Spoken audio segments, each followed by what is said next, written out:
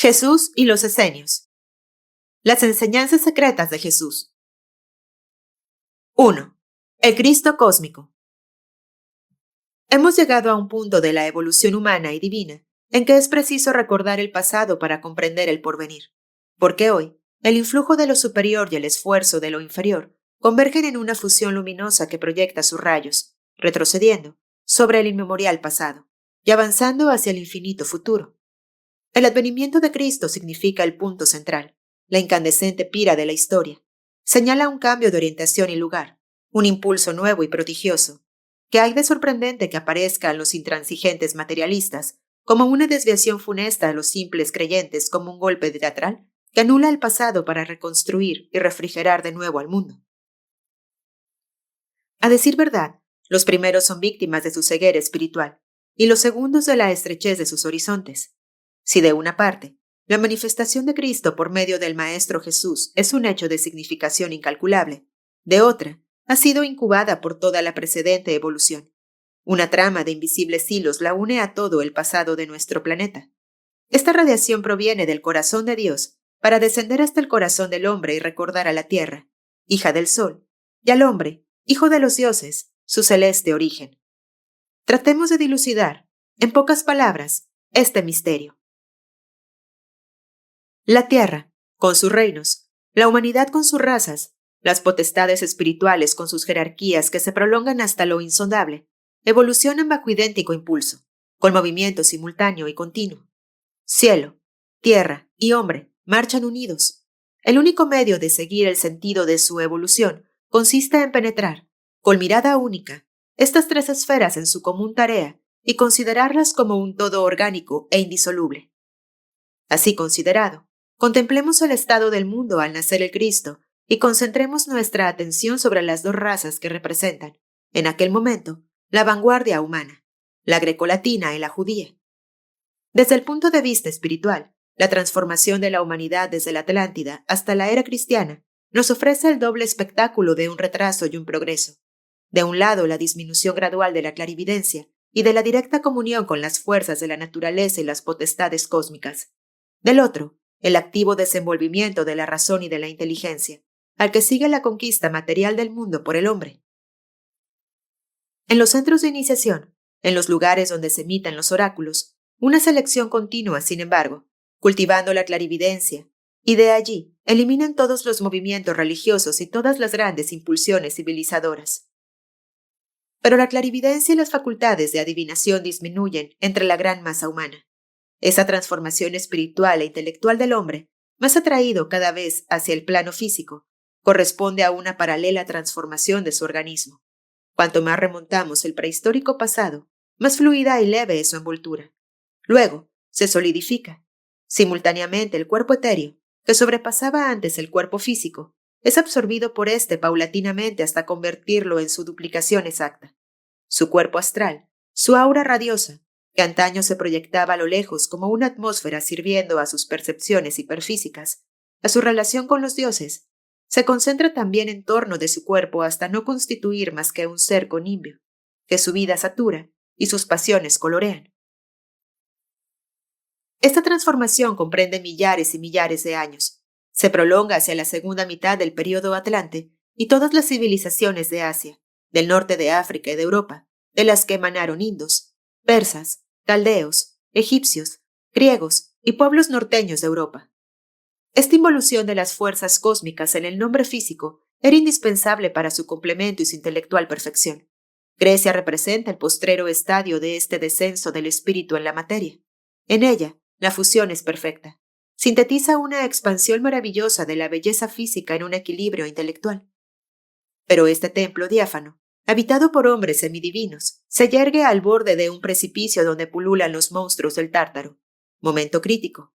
Como nada se detiene y es forzoso avanzar o retroceder, la humanidad no podía menos, al llegar a este punto, que hundirse en la depravación y en la bestialidad, o remontar hacia las cimas del espíritu con redoblada conciencia.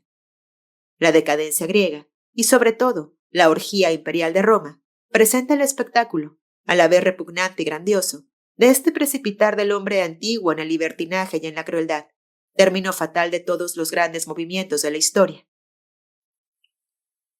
Grecia, dice Rodolfo Steiner, realizó su obra dejando tupir gradualmente el velo que recubría su antigua evidencia. La raza grecolatina, con su rápida decadencia, señala el más hondo descenso del espíritu en la materia, en el curso de la evolución humana. La conquista del mundo material y del desenvolvimiento de las ciencias positivas lográronse a este precio. Como la vida póstuma del alma se halla condicionada por su vida terrestre, los hombres vulgares apenas se remontaban después de su muerte. Llevábanse una porción de sus velos, y su existencia astral corría pareja como la vida de las sombras. A ello se refiere la queja del alma de Aquiles en el relato de Homero. Es preferible ser mendigo en la tierra que rey en el país de las sombras. La misión asignada a la humanidad posatlante debía forzosamente alejarla del mundo espiritual. Es ley del cosmos que la grandeza de una parte es a costa, durante un tiempo, de la decadencia de otra. Era necesaria a la humanidad una formidable transformación, una ascensión hacia las cumbres del alma para el cumplimiento de su destino. Mas para ello hacía falta una nueva religión, más pujante que todas las precedentes, capaz de conmover las masas aletargadas y remover el ente humano hasta sus recónditas profundidades. Las anteriores revelaciones de la raza blanca habían tenido lugar por entero, en los mundos astral y etéreo, y de allí actuaban poderosamente sobre el hombre y la civilización. El cristianismo, advenido de más lejos y descendido de más alto a través de todas las esferas, debía manifestarse hasta en el mundo físico para transfigurarlo, espiritualizándolo, y ofrecer al individuo y a la colectividad la inmediata conciencia de su celeste origen y de su divino objetivo. No existen, pues, solamente razones de orden moral y social, sino razones cosmológicas que justifican la aparición de Cristo en la Tierra. Alguna vez, en pleno Atlántico, cuando un viento bajo atraviesa el tempestuoso cielo, véase, en cierto lugar, condensar las nubes que descienden inclinadas hacia el océano en forma de embudo. Simultáneamente, elévase el mar como un cono adelantándose al encuentro de la nube. Parece que toda la masa líquida afluye a este torbellino para retorcerse y erguirse con él. Súbitamente ambos extremos se atraen y se confunden como dos bocas. Se ha formado la tromba. El viento atrae al mar y el mar absorbe el viento. Vórtice de aire y de agua, columna viva, avanza vertiginosamente sobre las ondas convulsas, juntando, por un instante, la tierra con el cielo. El fenómeno de Cristo descendiendo del mundo espiritual al físico, a través de los planos astral y etéreo, asemeja a un meteoro marino. En ambos casos, las potestades del cielo y la tierra se ahuyentan y colaboran en una función suprema. Mas si se forma la tromba en breves minutos bajo la violencia del huracán y las corrientes eléctricas, el descenso de Cristo en la tierra exige millares de años, remontándose su causa primera a los arcanos de nuestro planetario sistema. En esta metáfora que trata de definir por medio de una imagen el papel del Cristo cósmico en nuestra humanidad, la raza judía representa la contraparte terrestre, exotérica y visible. Es la porción inferior de la tromba que se remonta traída por el torbellino de lo alto. Este pueblo se revuelve contra los demás. Con su intolerancia, su idea fija, obstinada, escandaliza a las naciones como la tromba escandaliza a las olas, la idea monoteísta entre los patriarcas. Moisés se vale de ella para amasar una nación. Como el Simún levanta una columna de polvo, junta Moisés a los ibrimos y beduinos errantes para formar el pueblo de Israel. Iniciado en Egipto, protegido por un Elohim al que llama Yahvé, se impone por la palabra, las armas y el fuego. Un Dios, una ley, un arca, un pueblo para mantenerla avanzando durante 40 años a través del desierto, soportando hambres y sediciones, camino de la tierra prometida. De esta idea potente como la columna de fuego que precede al tabernáculo, ha salido el pueblo de Israel con sus 12 tribus, que corresponden a los 12 signos del zodiaco. Israel mantendría intacta la idea monoteísta, a pesar de los crímenes de sus reyes y los asaltos de los pueblos idólatras. Y en esta idea se injerta, desde el origen, la idea mesiánica. Ya Moisés moribundo anunció al Salvador final, Rey de justicia, profeta y purificador del universo. De siglo en siglo, lo proclama la voz infatigable de los profetas, desde el destierro babilónico hasta el férreo yugo romano. Bajo el reinado de Herodes, el pueblo judío semeja a una nave en peligro cuya tripulación enloquecida encendiera el mástil a manera de fanal que les guiara entre los escollos. Porque en este momento, Israel presenta el espectáculo desconcertante e inaudito de un pueblo pisoteado por el destino y que, medio aplastado, espera salvarse mediante la encarnación de un Dios. Israel debía naufragar, pero Dios se encarnó. ¿Qué representa en este caso la trama compleja de la providencia, de la humana libertad y del destino? El pueblo judío personifica y encarna, en cierto modo, la llamada del mundo a Cristo. En él, la libertad humana, obstaculizada por el destino, es decir, por las faltas del pasado, clama a la providencia para el logro de su salvación, porque las grandes religiones reflejaron esta predisposición como en un espejo. Nadie alcanza a concertar una definida idea del Mesías, pero los iniciados la habían presentido y anunciado mucho tiempo antes. Contestó Jesús a los fariseos que le interrogaban sobre su misión. Antes que Abraham, yo existía. A los apóstoles temerosos de su muerte, decía estas sorprendentes palabras, jamás pronunciadas por ningún profeta, y que parecerían ridículas en unos labios que no fueran los suyos. Pasarán cielo y tierra, pero mis palabras no pasarán. O son tales conceptos divagaciones de alienado, o de lo contrario, poseen una trascendente significación cosmológica. Para la oficial tradición eclesiástica, Cristo, segunda persona de la Trinidad, no abandonó el seno del Padre más que para encarnar en la Virgen María. Para la tradición esotérica también Cristo es una entidad sobrehumana, un Dios en el amplio sentido de la palabra, la más alta manifestación espiritual por la humanidad conocida. Pero como todos los dioses, verbos del Eterno, desde los arcángeles hasta los tronos, atraviesa una evolución que perdura durante toda la vida planetaria, y por ser la suya única entre las potestades, por completo manifestadas en una encarnación humana, resulta de especial naturaleza.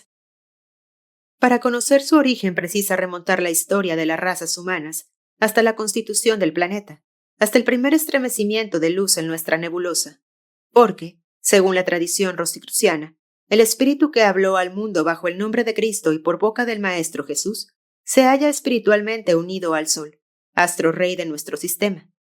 Las potestades cósmicas han elaborado nuestro mundo bajo la dirección única y de acuerdo con una serpiente jerarquía. Bosquejados en el plano espiritual, tipos y elementos, almas y cuerpos, refléjanse en el mundo astral. Vitalícense en el etéreo y se condensan en la materia. Cada planeta es obra de distinto orden de potestades creadoras, que engendran otras formas de vida. Cada inmensa potestad cósmica, o sea, cada gran Dios, tiene por séquito legiones de espíritus que son sus inteligentes obreros. La tradición esotérica de Occidente considera a Cristo rey de los genios solares. En el instante en que la Tierra separóse del Sol, los sublimes espíritus llamados Esboiai, por Dionisio, Aeropagita, virtudes por la tradición latina, espíritus de la forma por Rodolfo Steiner, retiráronse al astro luminoso que acababa de proyectar su núcleo opaco. Eran de una naturaleza harto sutil para gozarse en la densa atmósfera terrestre en que debían debatirse los arcángeles, pero, concentrados en torno del aura solar, actuaron desde allí con mucho más poder sobre la tierra, fecundándola con sus rayos y revistiéndola con su mano de verdura. Cristo, devenido regente de estas potestades espirituales, podría titularse arcángel solar. Cobijado por ellas, permaneció mucho tiempo ignorado por los hombres bajo su velo de luz. La tierra ingente sufrió el influjo de otro dios, cuyas legiones se hallaban entonces centralizadas en el planeta Venus. Esta potestad cósmica se llamó Lucifer, o arcángel rebelde por la tradición judeocristiana, que precipitó el avance del alma humana en la conquista de la materia, identificando el yo con lo más denso de su envoltura. A causa de ello fue el causante indirecto del mal, pero también el impulsor de la pasión y del entusiasmo, esta divina fulguración en el hombre a través de los tumultos de la sangre. Sin él, careceríamos de razón y libertad, y le faltaría al espíritu el trampolín para rebotar hacia los astros. La influencia de los espíritus luciferianos predomina durante el período lemuriano y atlante, pero desde el comienzo del período ario se hace patente la influencia espiritual que emana del aura solar, que se acrecienta de período en período, de raza en raza, de religión en religión. Así, paulatinamente, Cristo se acerca al mundo terrestre por medio de una radiación progresiva. Esta lenta y profunda incubación semeja, en el plano espiritual, lo que en el plano físico fuera la aparición de un astro advenido de lo profundo del cielo del que presirviase, a medida de su acercamiento, el progresado aumento de su disco. Indra, Osiris, Apolo, se elevan sobre la India, Egipto y Grecia como precursores de Cristo. Luce a través de estos dioses solares como blanca lumbre tras los vitriales rojos, amarillos o azules de las catedrales. Aparece periódicamente a los contados iniciados como de vez en cuando sobre el Nilo, perforando los rosáceos resplandores del sol poniente que se prolongan hasta el cenit. Declina una lejana estrella. Ya resplandece para la aguda visión de Zoroastro, bajo la figura de Ahura Mazda, como un dios revestido con el esplendor del sol. Llamea para Moisés, en la zarza ardiente, y fulgura, semejante al rayo, a través de todos los Elohim en medio de los relámpagos del Sinaí. Helo aquí convertido en Adonai, el Señor, anunciando así su próxima venida. Pero esto no era bastante. Para arrancar a la humanidad de la opresión de la materia en la que se hallaba sumergida desde su descenso, faltaba que este espíritu sublime encarnara en un hombre. Precisaba que el verbo solar descendiera en cuerpo humano, que se le viera andar y respirar sobre la tierra. Para encaminar a los hombres por la senda de las altitudes espirituales y mostrarles su célico objetivo, no faltaba más que la manifestación del divino arquetipo en el plano físico. Faltaba que triunfase del mal por el amor infinito y de la muerte por la esplendorosa resurrección. Que surgiera intacto, transfigurado y más majestuoso aún del abismo en que se había sumergido. El redactor del Evangelio, según San Juan, pudo decir en un sentido a la vez literal y trascendente: el Verbo fue hecho carne y habitó entre nosotros, y vimos su gloria, lleno de gracia y de verdad. Tal es la razón cósmica de la encarnación del Verbo solar. Acabamos de percibir la necesidad de su manifestación terrestre desde el punto de vista de la evolución divina. Veamos ahora cómo la evolución humana le prepara un instrumento digno de recibirlo.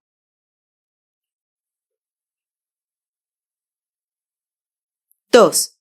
El Maestro Jesús, sus orígenes y desenvolvimiento.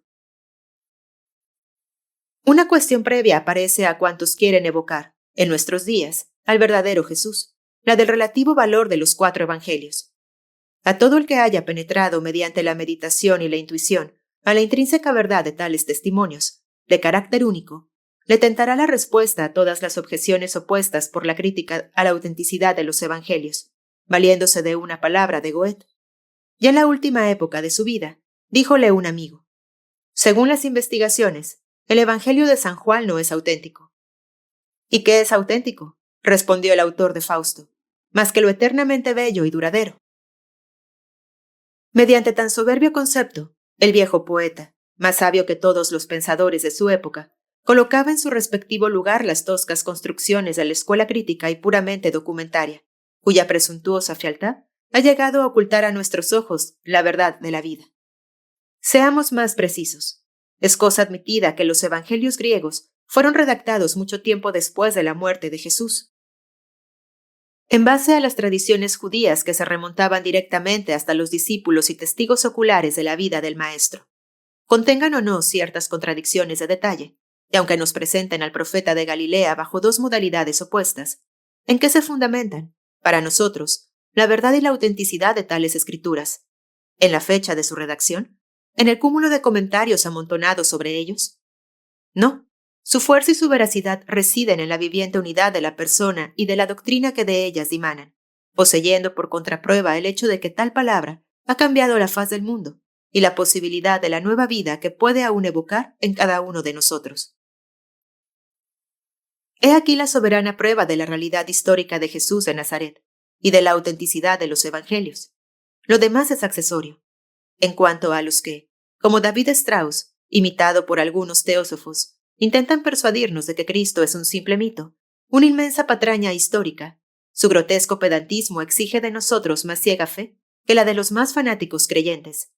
Como ha dicho muy bien Rousseau, si los pescadores de Galilea, los escribas de Jerusalén y los filósofos neoplatónicos de Efeso hubiesen fabricado por entero la figura de Jesús Cristo, que venció al mundo antiguo y ha conquistado a la humanidad moderna, resultaría un milagro más ilógico y de más difícil comprensión que todos los realizados por Cristo. Para el ocultismo contemporáneo, como para los iniciados de todo tiempo, son hechos conocidos y averiguados y bien realzados por él a su máxima potencia. Estos milagros materiales serán necesarios para persuadir a los contemporáneos de Jesús. Lo que ante nosotros se impone aún hoy con no menos invencible poderío es la figura sugerente, Es la incomparable grandeza espiritual de este mismo Jesús, que resurge de los evangelios y de la conciencia humana más lleno cada vez de vida. Afirmemos, pues, con Rodolfo Steiner, la moderna crítica sobre los evangelios no nos aclara más que la contraparte externa y material de tales documentos, pero nada nos aportan de su esencia. Una personalidad tan vasta como la de Cristo no podía abarcarla a uno solo de sus discípulos. Debía revelarse a cada cual según sus facultades, a través de un aspecto distinto de su naturaleza. Supongamos que solo tomáramos la fotografía de un árbol por un solo lado. No tendríamos más que una imagen parcial. Supongamos, empero, que la tomáramos desde 4 distintos puntos de vista. Tendríamos entonces una imagen completa. Lo mismo ocurre con los evangelios. Cada uno de ellos corresponde a un distinto grado de iniciación y nos presenta diversamente la naturaleza de Jesús Cristo. Mateo y Lucas nos describen preferentemente al Maestro Jesús, es decir, la naturaleza humana del fundador del cristianismo. Marcos y Juan sugieren, por encima de todo, su naturaleza espiritual y divina. Mateo observa al Maestro Jesús desde el punto de vista físico. Nos ofrece los más preciosos documentos por lo que respecta a las generaciones que le precedieron y sus relaciones atávicas con el pueblo de Israel. Lucas, el evangelista más poético y más imaginativo, relata la vida íntima del Maestro. Veía el reflejo de su yo en su cuerpo astral. Describe, en conmovedoras imágenes, el poder de amor y de sacrificio que derramaba su corazón. Marcos corresponde al aura magnética que rodea a Cristo, cuyos rayos se prolongan hasta el mundo del espíritu. Él nos muestra, sobre todo, su fuerza milagrosa de terapeuta, su majestad y poderío. Juan es, por excelencia, el evangelio metafísico. Su objeto es revelar al divino espíritu de Cristo. Menos preciso que Marcos y Mateo, más abstracto que Lucas, carece, al revés de este último, de las incisivas visiones que reflejan los hechos del mundo astral. Pero oye el verbo interior y primordial, la creadora palabra que vibra en cada modulación y en toda la vida de Cristo, proclamando el evangelio del Espíritu. Los 4 evangelistas representan, pues, los inspirados y los clarividentes de Cristo, aunque cada cual lo exprese según sus límites y a través de su esfera. La diversidad y la unidad de inspiración de los evangelios que se complementan y entrefunden como las 4 etapas de la vida humana nos demuestran su valor relativo. Relacionando cada uno con lo que representa, se logra penetrar poco a poco en la alta personalidad de Jesús Cristo, que bordea en su fase humana la evolución particular del pueblo judío y en su divina fase toda la evolución planetaria. Remontando la ascendencia de Jesús hasta David y Abraham, el Evangelio de Mateo nos lo hace descender de los elegidos de la raza de Judá. Su cuerpo físico es la flor suprema de aquel pueblo. He aquí cuánto precisa retener de este árbol genealógico. Físicamente, el Maestro Jesús debía ser el producto de una larga selección, la filtración de toda una raza. Pero además del atavismo del cuerpo, existe el del alma. Todo ego humano ha pasado por numerosas encarnaciones precedentes. Las de los iniciados son de especial modalidad, excepción y proporción ajustada a su grado evolutivo. A los Nabi, profetas judíos, los consagraban por lo común sus propias madres a Dios, y se les imponía el nombre de Emmanuel, o Dios en sí mismo. Ello significaba que serían inspirados por el Espíritu. Concurrían aquellos niños a un colegio destinado a los profetas, y luego hacían votos para consagrarse a la vida ascética, en el desierto. Se llamaban nazarenos, porque dejaban crecer sus cabellos. Los que se llaman en la India bodhisattvas tienen muchos puntos de semejanza, teniendo en cuenta todas las diferencias de raza y religión, con los profetas hebreos que llevaban el nombre de Emmanuel. Eran seres cuya alma espiritual, Bodhi, se hallaba lo suficientemente desenvuelta para relacionarse con el mundo divino durante su encarnación. Un Buda era para los indos un bodhisattva que había alcanzado la perfección moral en su última encarnación. Esta perfección suponía una completa perfección del cuerpo por el alma espiritual. Después de tal manifestación, que ejerce sobre la humanidad una influencia regeneradora y purificadora, no tiene un Buda necesidad de reencarnar otra vez. Entra en la gloria del nirvana o de la no ilusión y permanece en el mundo divino, desde donde continúa influyendo en la humanidad. Cristo es más que bodhisattva y más que Buda. Es una potestad cósmica, el elegido de los devas, el mismo verbo solar que no toma cuerpo más que una vez para dar a la humanidad su más poderoso impulso. Un espíritu de tal envergadura no podía encarnarse en el seno de una mujer y en el cuerpo de un niño. Este Dios no podía seguir, como se hallan obligados los demás hombres, aun los más elevados, el cerco angosto de la evolución animal que se reproduce en la gestación del niño por medio de la madre. No podía sufrir, inevitable ley de toda encarnación, el temporáneo eclipse de la conciencia divina. Un Cristo, directamente encarnado en el seno de una mujer, hubiera matado a la madre como mató Júpiter a Semele, madre del segundo Dionisos, según la leyenda griega. Necesitaba para encarnar un cuerpo adulto, evolucionado por una raza fuerte hasta un grado de perfección y de pureza digno del arquetipo humano, del Adán primitivo, modelado por los Elohim en la luz increada en el origen de nuestro mundo. Este cuerpo, elegido entre todos, otorgólo la persona del Maestro Jesús, hijo de María, pero precisaba aún que desde su nacimiento hasta la edad de 30 años, época en que debía tomar Cristo posesión de su tabernáculo humano, fuera el cuerpo del Maestro Jesús templado y afinado por un iniciado de primer orden. De este modo, un hombre casi divino ofrecía su cuerpo en holocausto, como vaso sagrado, para recibir a Dios hecho hombre. ¿Quién es el gran profeta, ilustre entre los religiosos fastos de la humanidad, aquel que incumbió esta terrible tarea? Los evangelistas no lo dicen, pero el Evangelio de Mateo lo indica claramente, haciéndolo presentir a través de la más sugestiva de sus leyendas. El divino infante ha nacido en la noche embalsamada y plácida de Belén. Pesa el silencio sobre los negros montes de Judá. Solo los pastores oyen las voces angélicas que bajan del cielo, cuajado de estrellas. Duerme el niño en su pesebre. Su madre, extasiada, lo cobija con los ojos. Cuando abre los suyos, siente María su hondura hasta la médula, como cuchilla penetrada por este rayo solar que la interroga con espanto. La pobre alma sorprendida, venida de lejos, sumerge a su alrededor una mirada medrosa, pero halla otra vez su perdido cielo en las vibrantes pupilas de su madre, y el niño duerme de nuevo profundamente. El evangelista que relata esta escena ve algo más todavía. Ve las fuerzas espirituales concentradas sobre este grupo en la profundidad del espacio y del tiempo, condensándose para él en un cuadro lleno de majestad y de dulzura. Llegados del lejano oriente, 3 magos atraviesan el desierto y se encaminan hacia Belén. Detiénense la estrella sobre el establo en que dormita Jesús niño. Entonces los reyes magos, llenos de júbilo, se postran ante el recién nacido para adorarlo y ofrendarle en homenaje de oro, incienso y mirra, símbolos de sabiduría, compasión y fuerza de voluntad. ¿Cuál es el significado de esta visión? Eran los magos discípulos de Zoroastro, consideráronle como su rey, llamábanse a sí mismos reyes, porque sabían leer en el cielo e influir en los hombres. Una antigua tradición circulaba entre ellos. Su maestro debía reaparecer en el mundo bajo el nombre de Salvador, Sosiosh, y restablecer el reinado de Hormuz. Durante siglos, los iniciados de Oriente sustentaron esta predicción de un Mesías. Por fin se cumplió. El evangelista que nos relata la escena traduce en el lenguaje de los adeptos que los magos de Oriente dieron la bienvenida, en el infante de Belén, a una reencarnación de Zoroastro. Tales son las leyes de la evolución divina y de la psicología trascendente. Tal la afiliación de las más elevadas individualidades. Tal el poder que teje, con las grandes almas, líneas inmensas sobre la trama de la historia.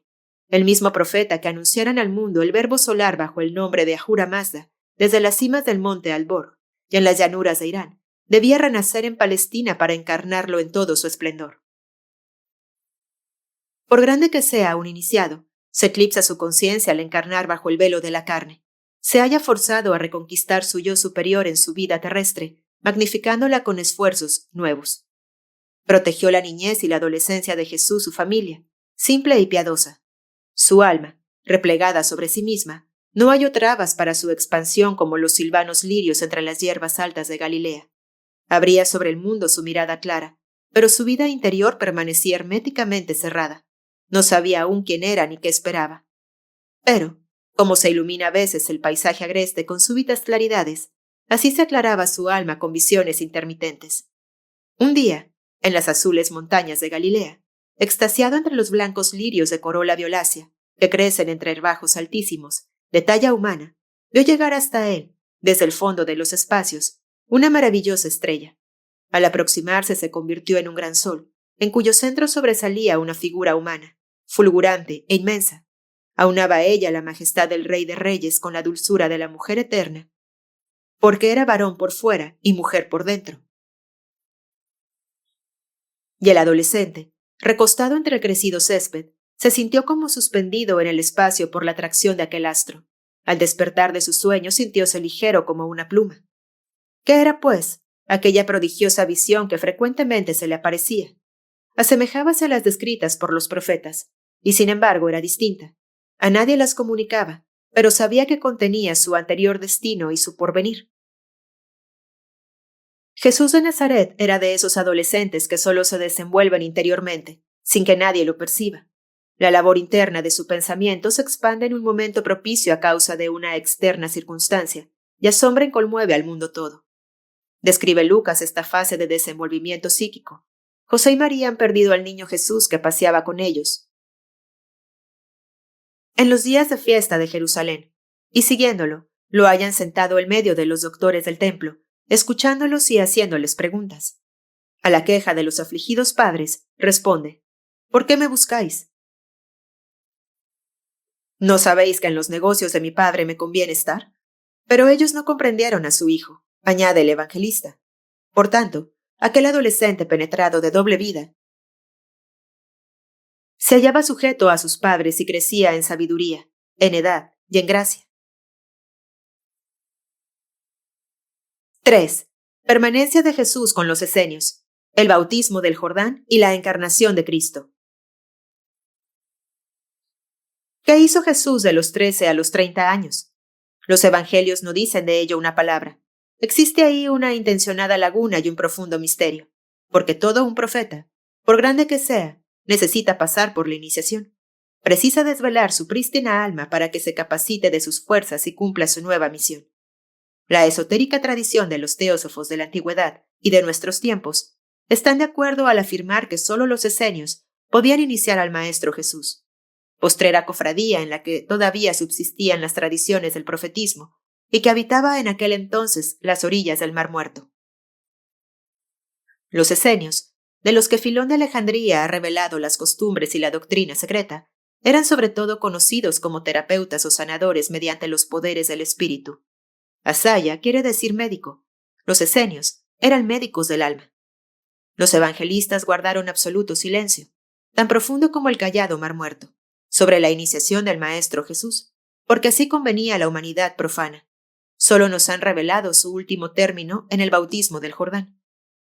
Pero reconocida, por una parte, la individualidad trascendente del Maestro Jesús, idéntica a la del profeta de Ahura Mazda, y por otra, que el bautismo del Jordán oculta el formidable misterio de la encarnación de Cristo, según manifiestan, por medio de interpretables símbolos, que planean sobre el relato evangélico, las ocultas escrituras, podemos revivir, en sus fases esenciales, esta preparación al más extraordinario acontecimiento de la historia, de la modalidad única. En la desembocadura del Mar Muerto, el Valle del Jordán ostenta el más impresionante espectáculo de Palestina. Nada se le puede comparar. Descendiendo de las alturas estériles de Jerusalén, percibíase una extensión desolada recorrida por un soplo sagrado que sobrecoge el ánimo, y a la primera ojeada se comprende que los grandes acontecimientos religiosos de la tierra hayan tenido lugar allí. Una elevada franja de vaporoso azul llena el horizonte. Son las montañas de Moab. Sus cimas mondas escalonan en domos y cúpulas. Pero la grandiosa franja horizontal, perdida en polvaredas de bruma y de luz, domina su tumultuoso océano, como domina el tiempo la eternidad. Incomparablemente calva, distínguese la cumbre del monte Nebo, donde rindió Moisés su alma a Yahvé. Entre los abruptos crimales de Judá y la inmensa cordillera de Moab, se extiende el valle del Jordán, árido desierto, bordeado de praderas y pomos arbóreos. Enfrente se divisa el oasis de Jericó con sus palmeras y sus viñedos, altos como plátanos y el tapiz de césped que ondula en primavera, salpicado por anémonas rojas. Corre el Jordán aquí y allá entre dunas de arenas blancas para perderse en el Mar Muerto, y este aparece como un triángulo azul entre los elevados promontorios de Moab y de Judá, que se oprimen sobre él como para mejor cobijarlo. En torno del lago maldito que recubre, según la bíblica tradición, Sodoma y Gomorra, engullidas por un abismo de fuego, reina un silencio de muerte. Sus aguas saladas y aceitosas, cargadas de asfalto, matan cuanto bañan. Ninguna vela lo surca, ningún pájaro lo cruza. Sobre los guijarros de sus playas áridas no se encuentra más que pescado muerto o blancuzcos esqueletos de aloes y sicomoros. Y sin embargo, La superficie de esta masa líquida, color lapislázuli, es un espejo mágico. Varía incesantemente de aspecto, como un camaleón. Siniestro y plomizo durante la tempestad, abre al sol el límpido azul de sus profundidades y refleja, en imágenes fantásticas, las colosales arquitecturas de los montes y el fuego de las nubes, y el lago de la muerte se convierte en el lago de las visiones apocalípticas. Este valle del Jordán, tan fértil antaño, devastado en la actualidad, termina en la angostura del Mar Muerto como en un infierno sin salida. Semeja un lugar distante del mundo, lleno de espantables contrastes. Naturaleza volcánica, frenéticamente conmovida por las potestades productivas y destructivas. El voluptuoso oasis de Jericó, regado por fuentes sulfurosas, parece ultrajar, con su soplo tibio, las convulsiones montes de demoníacas formas. Aquí mantenía el rey Herodes su harén y sus palacios suntuosos, mientras que a lo lejos, en las cavernas de Moab, tronaba la voz de los profetas. Las huellas de Jesús, impresas sobre aquel suelo, han acallado los últimos estertores de las urbes infames. Es un país marcado por el sello despótico del espíritu. Todo allí es sublime. Su tristeza, su inmensidad y su silencio. Expira la palabra humana porque no se ha hecho más que para la palabra de Dios. Compréndese que los esenios eligieran por retiro el más lejano extremo del lago, al que llama la Biblia mar solitario. En-Gadi es una angosta terraza semicircular situada al pie de un acantilado de 300 metros, sobre la costa occidental de la Asfáltida, junto a los montes de Judá. En el primer siglo de nuestra era, veíanse las moradas de los terapeutas construidas con tierra seca. En una estrecha barranca cultivaban el sésamo, el trigo y la vid. La mayor parte de su existencia la pasaban entre la lectura y la meditación. Allí fue iniciado Jesús en tradición profética de Israel y en las concordantes de los magos de Babilonia y de Hermes sobre el verbo solar. Día y noche, el predestinado esenio leía la historia de Moisés y los profetas, pero solo por medio de la meditación y la iluminación interior, acrecentadas en él, obtuvo conciencia de su misión. Cuando leía las palabras del Génesis, resonaban en él como el armonioso tronar de los astros rodando en sus esferas. Y esta palabra creó las cosas en cuadros inmensos. Elohim dice, hágase la luz, y la luz se hizo. Elohim separa la luz de las tinieblas. Y veía Jesús nacer los mundos, el sol y los planetas. Pero una noche, cuando frisaba ya en los 30 años, llenóle de asombro mientras dormía en su cueva la visión de Adonai, que él no se le había aparecido desde su infancia. Entonces, con la rapidez del rayo, recordó que 1000 años antes había sido ya su profeta. Bajo el torrente ígneo que le invadía, comprendió que él, Jesús de Nazaret, fue Zoroastro, bajo las cumbres del Alborg. Entre los arios, había sido profeta de Ahura Mazda. ¿Volvía a la tierra para afirmarlo de nuevo? Júbilo, gloria, felicidad inaudita. Vivía y respiraba en la misma luz. ¿Qué nueva misión le encomendaba el temible Dios? Siguieron semanas de embriaguez silenciosa y concentrada en las que revivía el Galileo su vida pasada. Luego, dibujó la visión como una nube en el abismo, y parecióle entonces que abrazaba los siglos transcurridos desde su muerte con el ojo de Hormuz Adonai. Esto causóle un dolor agudo, como el lienzo tembloroso de un cuadro inmenso. Descorrióse ante él la decadencia de la raza aria, del pueblo judío y de los países grecolatinos. Contempló sus vicios, sus dolores y sus crímenes. Vio la tierra abandonada de los dioses, porque la mayoría de los antiguos dioses habían abandonado a la humanidad pervertida y el insondable, el Dios Padre, se hallaba demasiado lejos de la pobre conciencia humana. Y el hombre, pervertido, degenerado, moría sin conocer la sed de los dioses ausentes. La mujer, que necesitaba ver a Dios a través del hombre, moría al carecer de héroe, de maestro, de Dios vivo.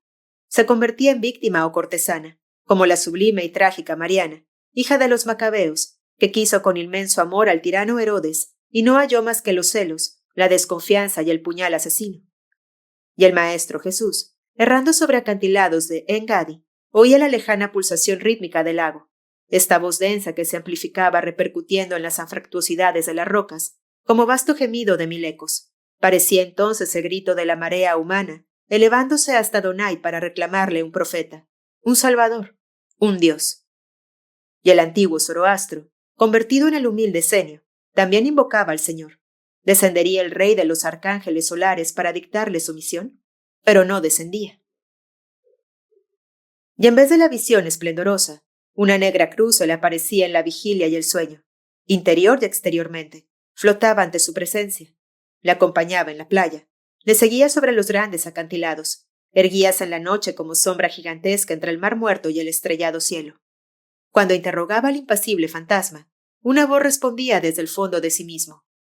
Has erigido tu cuerpo sobre el altar de Adonai, como áurea y marfileña lira. Ahora tu Dios te reclama para manifestarse a los hombres. Él te busca y te reclama. No escaparás, ofrécete en holocausto, abraza la cruz. Y Jesús temblaba de pies a cabeza.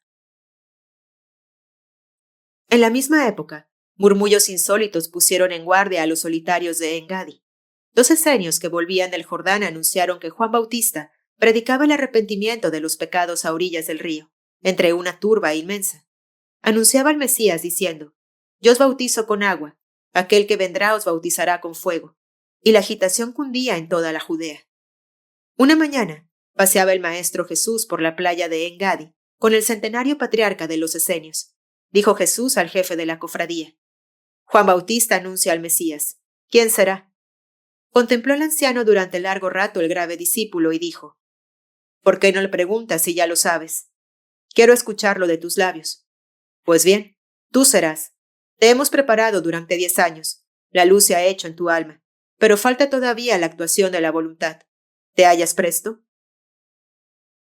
Por toda respuesta extendió Jesús los brazos en forma de cruz y bajó la cabeza. Entonces el viejo terapeuta se prosternó ante su discípulo y besó sus pies, que inundó con un torrente de lágrimas mientras decía: En ti, pues, descenderá el Salvador del mundo. Sumergido en un terrible pensamiento, el esenio consagrado al magno sacrificio lo dejó hacer sin moverse. Cuando el centenario se levantó, dijo Jesús: Estoy presto. Miráronse de nuevo. La misma luz e idéntica resolución brillaban en los húmedos ojos del maestro y en la ardorosa mirada del discípulo. Ve al Jordán, dijo el anciano. Juan te espera para el bautismo. Ve el nombre de Adonai. Y el maestro Jesús partió acompañado de 2 jóvenes esenios. Juan Bautista, en quien quiso reconocer luego Cristo al profeta Elías, representaba entonces la postrera encarnación del antiguo profetismo espontáneo e impulsivo. Rugía todavía en él uno de aquellos ascetas que anunciaran a los pueblos y a los reyes las venganzas del Eterno y el reinado de la justicia, impelidos por el Espíritu. Apretujábanse en torno a él, como una ola, una multitud abigarrada compuesta de todos los elementos de la sociedad entonces, atraída por su palabra poderosa. Había en ella fariseos hostiles, samaritanos entusiastas, peajeros cándidos, soldados de Herodes, barbudos pastores idumeos con sus rebaños de cabras, árabes con camellos y aun cortesanas griegas de Séforis, atraídas por la curiosidad, en suntuosas literas con su séquito de esclavas. Acudían todos con sentimientos diversos para escuchar la voz que repercutía en el desierto. Hacíase bautizar el que quería, pero no se consideraba esto un entretenimiento. Bajo la palabra imperiosa, la mano ruda del bautista se permanecía sumergido durante algunos segundos en las aguas del río, y se salía purificado de toda mancha y como transfigurado. Pero cuán duro el momento que transcurría. Durante la prolongada inmersión, se corría el riesgo de perecer ahogado. La mayor parte creía al morir y perdían el conocimiento.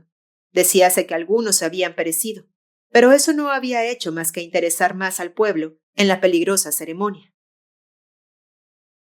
Aquel día la multitud, que acampaba en torno del recodo del Jordán, en donde predicaba y bautizaba Juan, se había revolucionado. Un maligno escriba de Jerusalén, instigado por los fariseos, había amotinado, diciendo al hombre vestido de piel de camello: 1 año hace que nos anuncias al Mesías que debe trastornar los poderes de la tierra y restablecer el reinado de David. ¿Cuándo vendrá? ¿Dónde está? ¿Quién es? Muéstranos al Macabeo, al rey de los judíos. Somos muchos el número y armamentos. Si eres tú, dínoslo y guíanos al asalto de los maqueroes, al palacio de Herodes o a la torre de Sión, ocupada por los romanos. Se dice que eres Elías. Pues bien, conduce a la multitud. Se lanzaron gritos, lucieron lanzas. Una amenazadora oleada de entusiasmo y cólera impulsó a la muchedumbre hacia el profeta. Ante esta revuelta, echóse Juan encima de los amotinados, con su barbuda faz de asceta y de león visionario, y gritó: «Atrás, raza de chacales y de víboras, el rayo de Jehová os amenaza». Y en la mañana de aquel día emanaron vapores sulfurosos del mar muerto, Una nube negra cubrió todo el valle del Jordán, envuelto en tinieblas. Un trueno retumbó a lo lejos. A aquella voz del cielo que parecía responder a la voz del profeta, la turba, sobrecogida de supersticioso temor, retrocedió, dispersándose en el campamento. En un abrir y cerrar de ojos, hízose el vacío en torno del irritado profeta, hasta quedar completamente solo junto a la profunda ensenada, donde finge el Jordán un broche entre enramadas de tamarindos, cañaverales y lentiscos. Al cabo de un rato clareó el cielo en el cénit. Una leve bruma semejante a difusa luz se extendió sobre el valle, ocultando las cumbres y dejando solo al descubierto las faldas de las montañas, que teñía con reflejos cobrizos. Juan vio llegar a los 3 esenios. A ninguno conocía, pero reconoció la orden a que pertenecían por sus blancas vestiduras. El más joven de los 3 se le dirigió diciendo: «El patriarca de los esenios ruega a Juan el profeta que administre el bautismo a nuestro hermano elegido, al Nazareno Jesús, sobre cuya testa jamás ha pasado el hierro». «Que el Eterno lo bendiga, que penetre en la onda sacra», dijo Juan sobrecogido de respeto ante la majestad del desconocido, de elevada talla, bello como un ángel y pálido como un muerto que avanzaba ante él, con los ojos bajos. Sin embargo, no se daba cuenta aún el bautista del sublime misterio de que iba a ser oficiante. Titubeó un instante el Maestro Jesús antes de penetrar en el estanque que formaba un leve remanso del Jordán. Luego se sumergió resueltamente en él y desapareció bajo sus ondas. Tendía Juan su mano sobre el agua limosa, murmurando las palabras sacramentales. En la orilla opuesta, presos de mortal angustia, los 2 esenios permanecían inmóviles. No se permitía ayudar al bautizado a salir del agua. Creíase que un efluvio del Divino Espíritu entraba en él por influjo de la mano del profeta y el agua del río. La mayoría salían reavivados a la prueba. Algunos murieron y otros enloquecían como posesos. A estos se les llamaba endemoniados. ¿Por qué tardaba Jesús en salir del Jordán donde el siniestro remanso continuaba burbujeando en el lugar fatídico? En aquel momento, en el silencio solemne, tenía lugar un acontecimiento de trascendencia incalculable para el mundo. Si bien lo presenciaron millares de invisibles testigos, solo lo vieron 4 sobre la tierra, ambos esenios, el Bautista y el mismo Jesús. 3 mundos experimentaron como el surcar de un rayo proveniente del mundo espiritual, que atravesó la atmósfera astral y la terrena hasta repercutir en el físico mundo humano. Los terrestres actores de aquel drama cósmico fueron afectados en diversa forma, aunque con idéntica intensidad. ¿Qué pasó desde el primer momento en la conciencia del Maestro Jesús? Una sensación de ahogo bajo la inmersión, seguida de una convulsión terrible. El cuerpo etéreo se desprende violentamente de la envoltura física, y durante algunos segundos, toda la vida pasada se arremolina en un caos. Luego un alivio inmenso y la obscuridad de la inconsciencia. El yo trascendente, el alma inmortal del Maestro Jesús, ha abandonado para siempre su cuerpo físico sumergida de nuevo en el aura solar que la aspira. Pero, simultáneamente, por un movimiento inverso, el genio solar, el ser sublime que llamamos Cristo, se apodera del abandonado cuerpo y se posesiona de él hasta la médula, para animar con nueva llama esta lira humana preparada durante centenares de generaciones por el holocausto de su profeta. ¿Fue este acontecimiento lo que hizo fulgurar el cielo azul con el resplandor de un rayo? Los 2 esenios contemplaron, iluminado, todo el valle del Jordán, y ante su lumbre cegadora, cerraron los ojos como si hubieran visto un esplendoroso arcángel precipitarse en el río, la cabeza baja, dejando tras sí miriadas de espíritus, como un reguero de llamas. El Bautista nada vio. Aguardaba, con profunda angustia, la reaparición del sumergido. Cuando por fin el bautizado salió del agua, un escalofrío sagrado recorrió el cuerpo de Juan, porque del esenio parecía chorrear la luz, y la sombra que velaba su semblante habíase trocado en majestad serena. Un resplandor, una dulzura tal emanaba de su mirada, que en un instante el hombre del desierto sintió que desaparecía toda la amargura de su vida. Cuando, ayudado de sus discípulos, revistió otra vez el Maestro Jesús el manto de los esenios, hizo el profeta merced de su bendición y despedida. Entonces Juan, sobrecogido de súbito transporte, vio la inmensa aureola que flotaba en torno del cuerpo de Jesús. Luego, sobre su cabeza, milagrosa aparición, vio planear una paloma de incandescente luz, semejante al fundido argento al salir del crisol. Sabía Juan, por la tradición de los profetas, que la paloma Yona simboliza, en el mundo astral, el eterno femenino celeste, el arcano del amor divino, fecundador y transformador de almas, al que llamarían los cristianos Espíritu Santo. Simultáneamente oyó, por segunda vez en su vida, la palabra primordial que resuena en los arcanos del ser y que lo había impulsado antaño hacia el desierto, como toque de trompeta. Ahora retumbaba como un tronar melodioso. Su significado era: «He aquí a mi hijo bien amado, hoy lo he engendrado». Solamente entonces comprendió Juan que Jesús era el Mesías predestinado. Vio cómo se alejaba, a pesar suyo. Seguido de sus 2 discípulos, atravesó Jesús el campamento, donde pululaban, mezclados, camellos, asnos, literas de mujeres y rebaños de cabras, elegantes eforianas y rudos moabitas, dispersos entre abigarrado gentío. Cuando hubo desaparecido Jesús, creyó ver aún el Bautista flotar en los aires la aureola sutil, cuyos rayos se proyectaban en la lejanía. Entonces el profeta entristeció, sentándose sobre un montículo de arena y ocultó su frente entre las manos. Advenía la noche, con sereno cielo. Enardecidos por la actitud humilde del Bautista, los soldados de Herodes y los viajeros conducidos por el emisario de la sinagoga se acercaron al rudo predicador. Inclinado sobre él, el astuto escriba dijo con sarcasmo: «Vamos a ver, ¿cuándo nos vas a mostrar al Mesías?». Juan contempló severamente al escriba y sin levantarse contestó: «Insensatos, acaba de pasar ante vosotros, ¿y no lo habéis reconocido?». «¿Qué dices? ¿Es acaso ese Senio el Mesías? Entonces, ¿por qué no lo sigues?». «No me está permitido. Es preciso que él crezca mientras yo disminuya. Se acabó mi tarea. No predicaré más. Id a Galilea».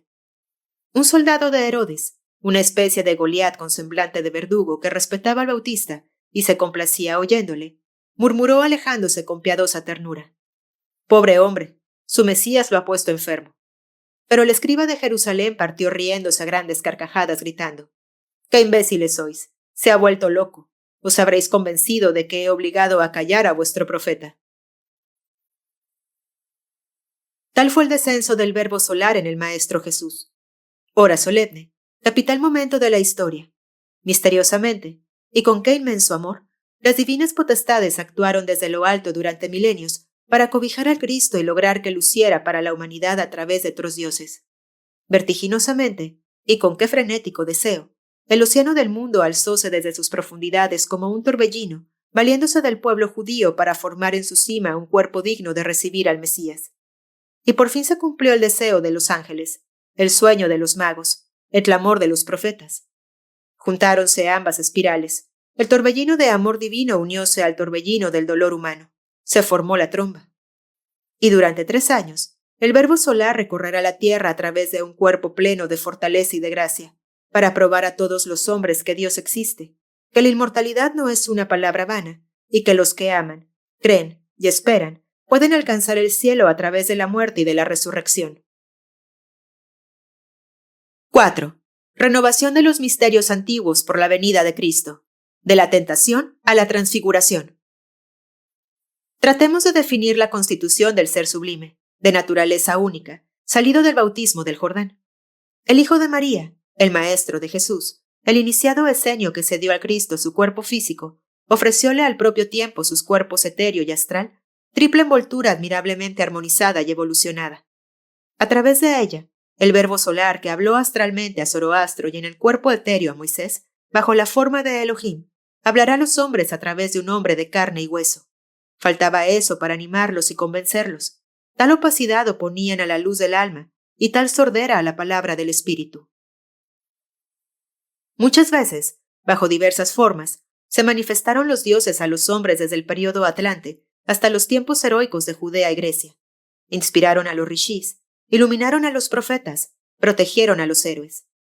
Con el Cristo apareció por vez primera un Dios por completo encarnado en cuerpo de hombre, y este fenómeno sin par en la historia se produjo en el céntrico instante de la evolución humana, es decir, en el punto inferior de su descenso en la materia.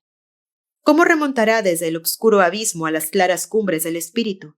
Precisa para ello el formidable impulso de un Dios hecho hombre.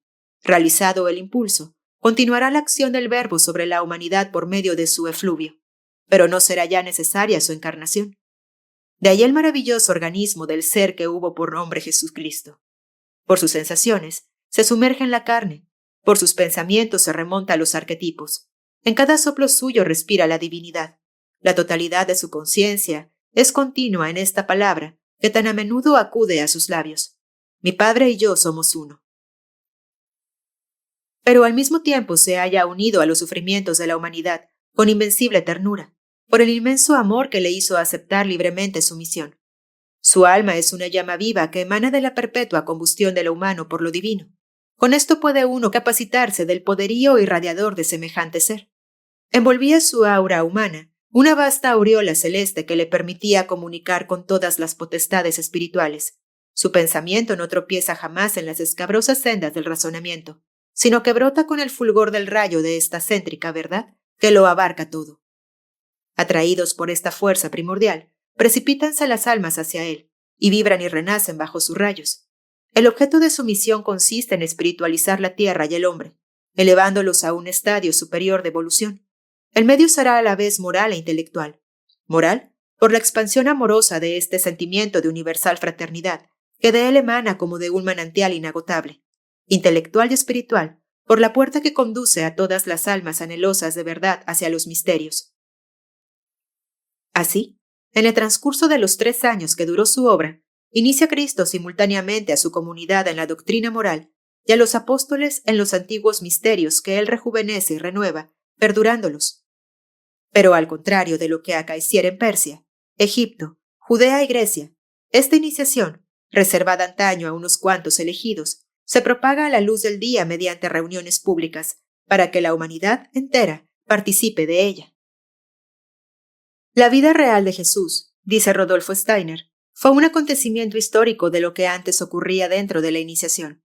Lo que hasta entonces permaneciera enterrado en el misterio del templo, debía por él recorrer la escena del mundo con incisivo realismo. La vida de Jesús es, pues, una pública confirmación de los misterios. La tentación de Cristo. Aunque era Dios por esencia, debía Cristo atravesar por sí mismo la primera etapa de la evolución antes de comenzar su ministerio. No le es posible al hombre ordinario adquirir la visión del mundo astral, más que preparando su doble inferior que la oculta a su percepción. La tradición oculta lo llama guardián del umbral y lo simboliza la leyenda bajo la forma del dragón. Es una astral condensación de todas las precedentes encarnaciones, bajo un aspecto impresionante y terrorífico. No se puede disipar este fantasma que obstaculiza el paso al mundo espiritual, más que extirpando del alma los últimos vestigios de las bajas pasiones. Cristo, el puro genio solar, no poseía doble inferior ni se halla sujeto al karma. Limpio de toda mancha, no se había jamás separado de Dios. Pero la humanidad, en medio de lo que penetra Cristo, poseía su guardián del umbral, es decir, la potestad cósmica que había impulsado su evolución precedente precipitándola en el cerco de la materia, y merced a la cual había conquistado la conciencia individual.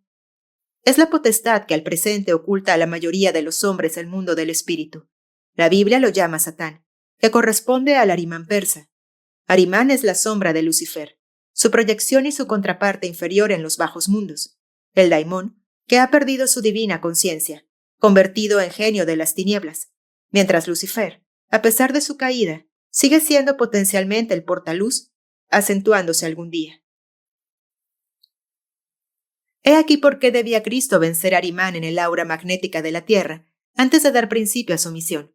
Ello justifica su ayuno de 40 días y las 3 pruebas compiladas en 3 imágenes en el Evangelio según Mateo.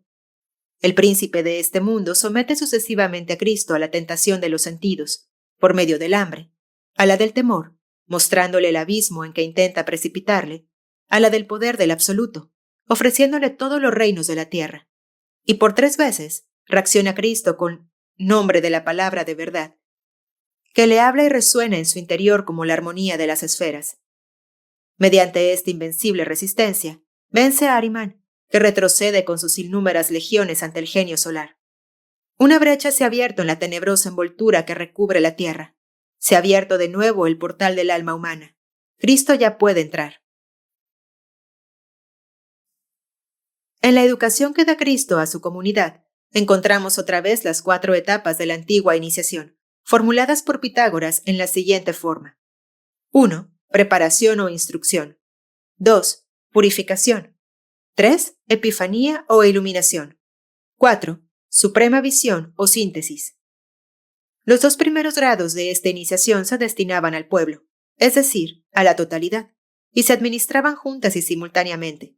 Los dos últimos se reservaban a los apóstoles y particularmente a 3 de ellos, administrándoselos gradualmente hasta el fin de su vida.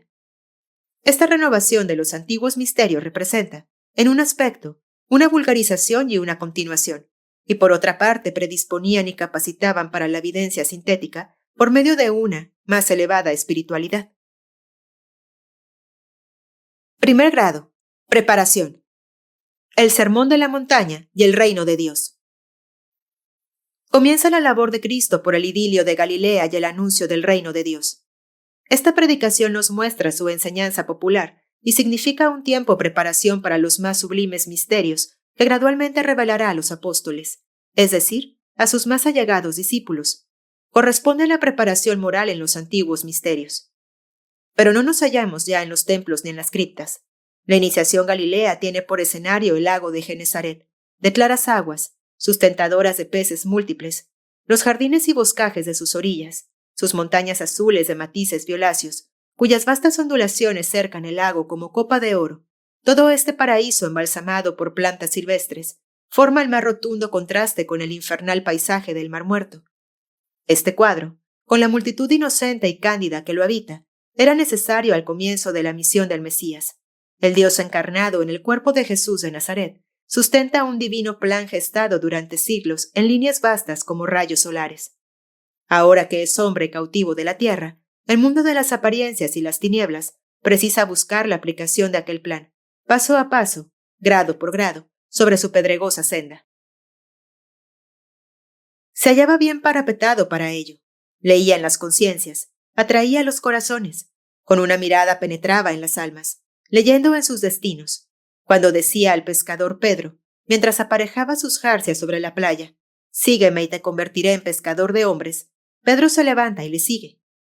Cuando aparece, en el crepúsculo, con su blanco manto de cenio, con la peculiar aureola que le circundaba, Santiago y Juan le preguntan, «¿Quién eres?», y él responde sencillamente, «Venid a mi reino», y ellos van. Ya les sigue un cortejo de pescadores, viajeros, mujeres jóvenes y viejas, a través de pueblos, campos y sinagogas. Y helo aquí predicando sobre la montaña, a la sombra de una gran higuera. ¿Qué dice? Bienaventurados los pobres en espíritu, porque de ellos es el reino de los cielos. Bienaventurados los afligidos, porque serán consolados. Bienaventurados los que tienen hambre y sed de justicia, porque serán colmados. Bienaventurados los de corazón puro, porque verán a Dios. Estas verdades impregnadas de la voz intensa y la mirada del Maestro no se dirigen a la razón, sino al sentimiento puro. Penetran en las almas como célico rocío sustentando mundos. Contienen todo el misterio de la vida espiritual y la ley de recompensaciones que enlaza las vidas.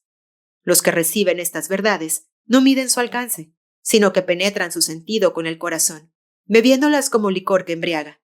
Y cuando el Maestro añade, «El reino de los cielos se halla dentro de vosotros», una flor de júbilo se abre en el corazón de las mujeres, como una rosa pródiga, todo su perfume al impulso del viento.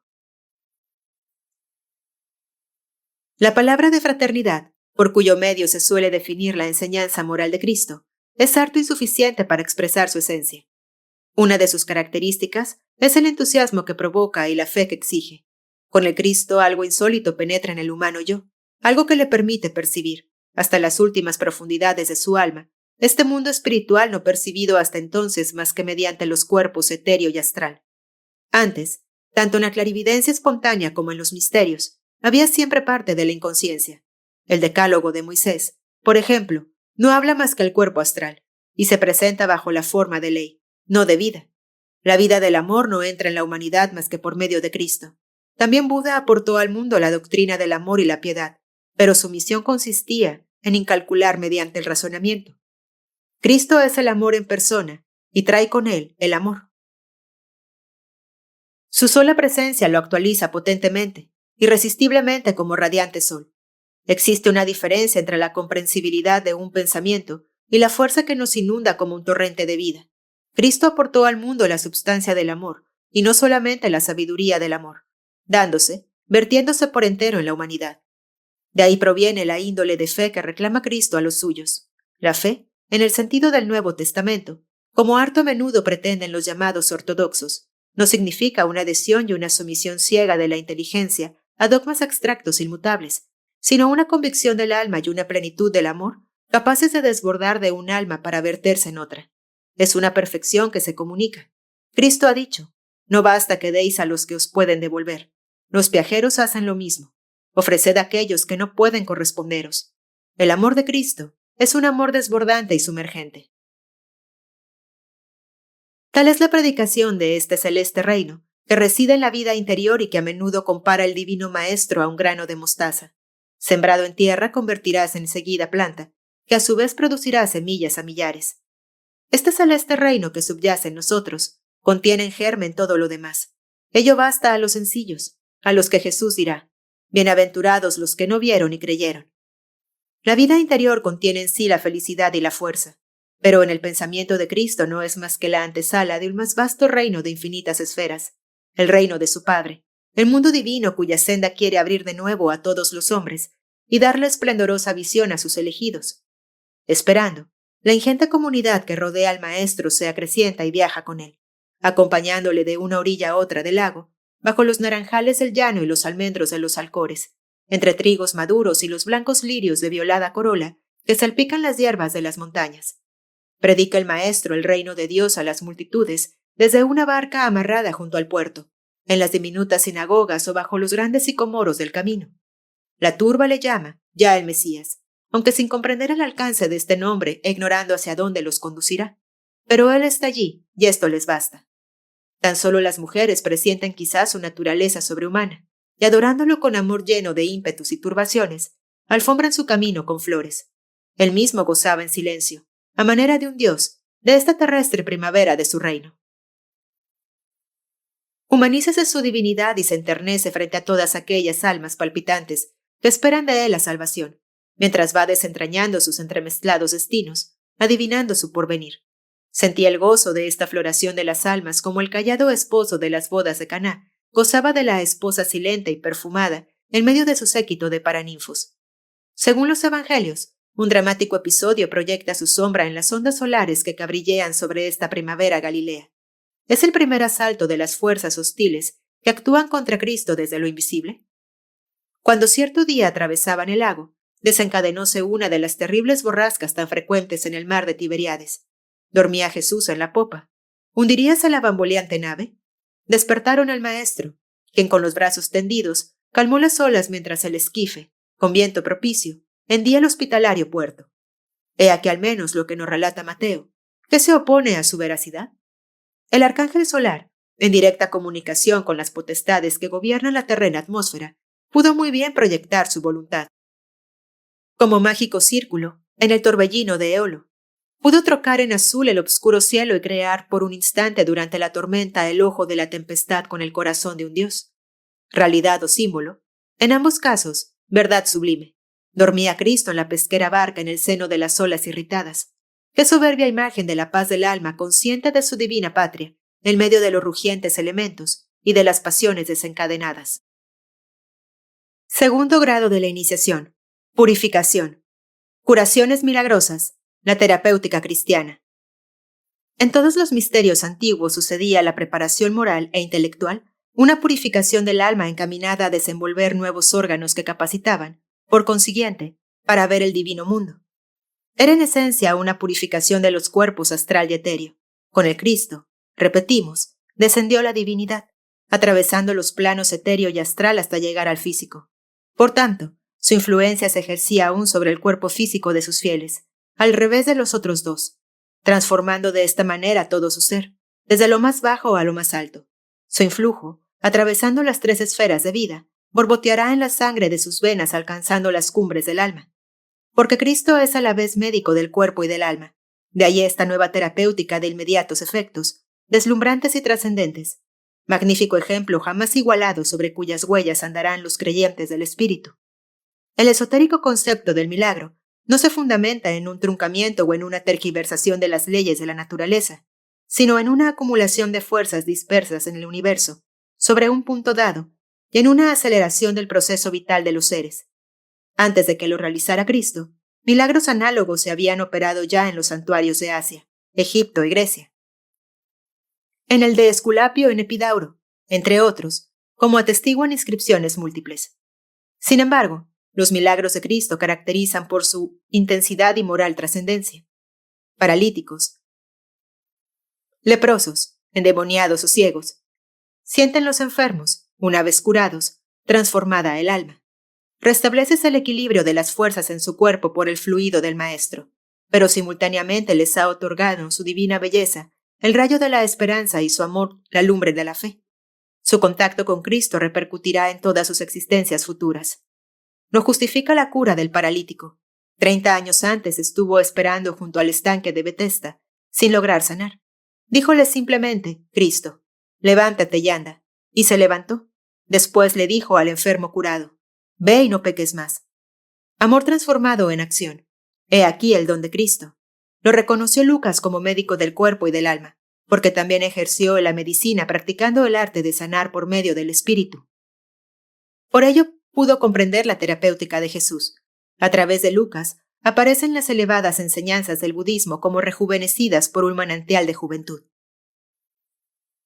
Tercer grado de la iniciación. Iluminación. La resurrección de Lázaro. Se admite generalmente, en nuestros días, la opinión de que Jesús trajo únicamente el reino de Dios para los sencillos, ofreciendo a todos una enseñanza única, acabando con ello todo misterio.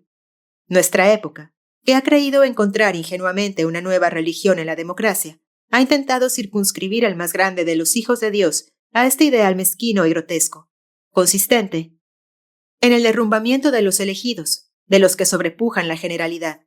El más ilustre de sus biógrafos no se ha creído en el deber de dar a Jesús, no lejos de nuestros días, el más absurdo de los epítetos llamándolo amable demócrata. Ciertamente intentó Jesús facilitar la verdadera senda a todas las almas de buena voluntad, pero sabía también que era necesario dosificar la verdad, según el grado de las inteligencias. El buen sentido, por sí solo, excusa la creencia de que un espíritu de tal profundidad desconociera la ley de la jerarquía que rige el universo, la naturaleza y los hombres. Los 4 evangelios refutan la opinión de que la doctrina de Cristo carece de grados y de misterios. Solicitando los apóstoles a Jesús, ¿por qué habla al pueblo por medio de parábolas?, responde, porque a vosotros os es dado conocer los misterios del reino de los cielos, pero a ellos no les es dado, porque al que ya posea, más se le dará, pero al que de todo carezca, se le despojará de lo dado. Significa esto que la verdad consciente, es decir, cristalizada por medio del pensamiento, no se destruye, y se convierte en centro de atracción para las nuevas verdades, mientras que la verdad flotante e instintiva se esteriliza y desperdicia bajo la multiplicidad de impresiones. Cristo tuvo su doctrina secreta, reservada a los apóstoles, a los que llamaba misterios del reino de los cielos. Pero hay más todavía. Contemplada de cerca la jerarquía, se acentúa y escalona conforme a los 4 grados de la iniciación clásica. 1. En primer lugar, el pueblo, al que se otorga la enseñanza moral bajo la forma de símiles y parábolas. 2. Siguen luego los 70 que recibieron la interpretación de aquellas parábolas. 3. Luego los 12 apóstoles iniciados en los misterios del reino de los cielos. 4. Y entre ellos los 3 elegidos, Pedro, Santiago y Juan, iniciados en los más profundos misterios del mismo Cristo, los únicos que presenciaron la transfiguración. Y aún es necesario añadir a todo eso que entre estos últimos, Juan era el único epopto verdadero según los misterios eleusinos y pitagóricos, es decir, un vidente con la comprensión de cuanto ve.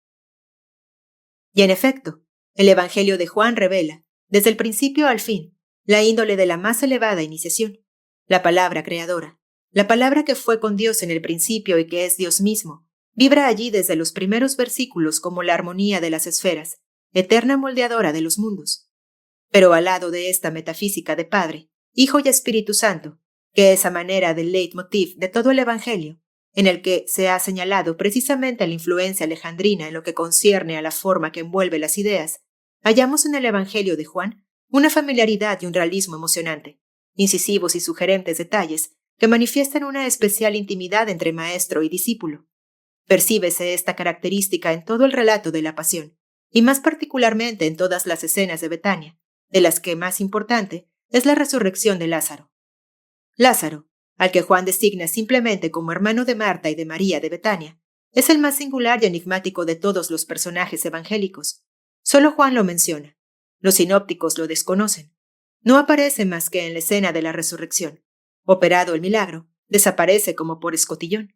Y sin embargo, integra el grupo más inmediato a Jesús, entre los que le acompaña hasta la tumba.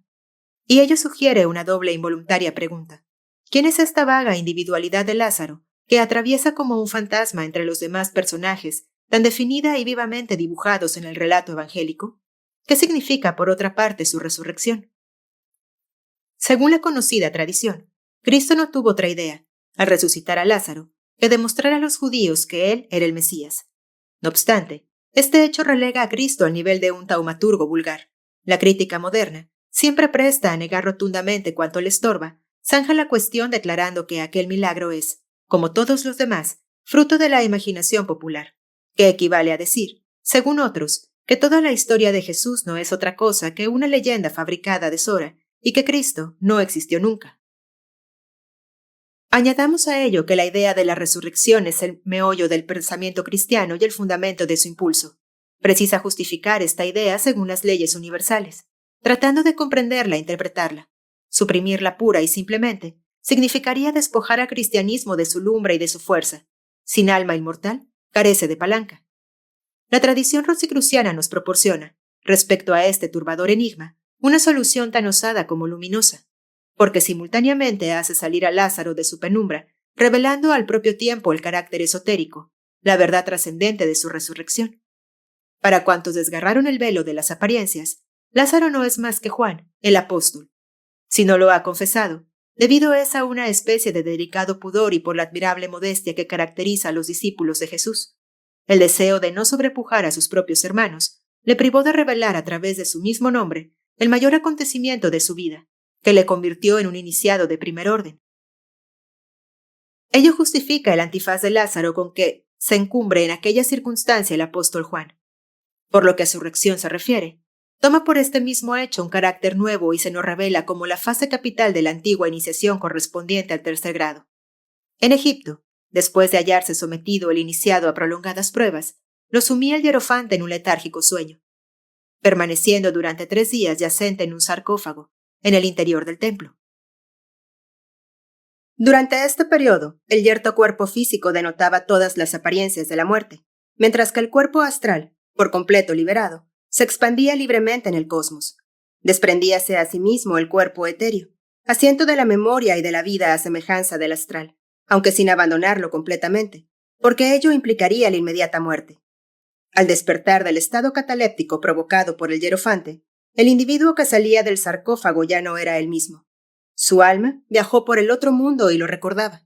Se había convertido en un verdadero iniciado, en un engranaje de la mágica cadena, asociándose según una antigua inscripción al ejército de los grandes dioses. Cristo, cuya misión consistió en divulgar los misterios a los ojos del mundo, engrandeciendo sus umbrales, quiso que su discípulo favorito trascendiera la suprema crisis que libra al directo conocimiento de la verdad. Todo en el texto evangélico conspira para predisponerle al acontecimiento.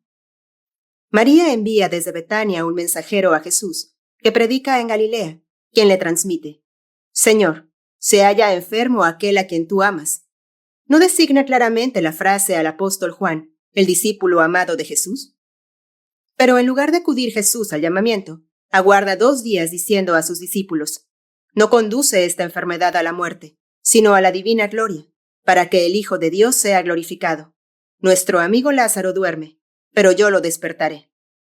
Así sabía Jesús con antelación cuánto iba a ejecutar, y llega al preciso momento para realizar el fenómeno previsto y preparado, cuando en presencia de las hermanas desconsoladas y de los judíos que acudieron frente a la tumba tallada en roca, retírase la piedra que ocultaba al durmiente en el letárgico sueño, que creía el muerto. Exclama el maestro: Levántate, Lázaro.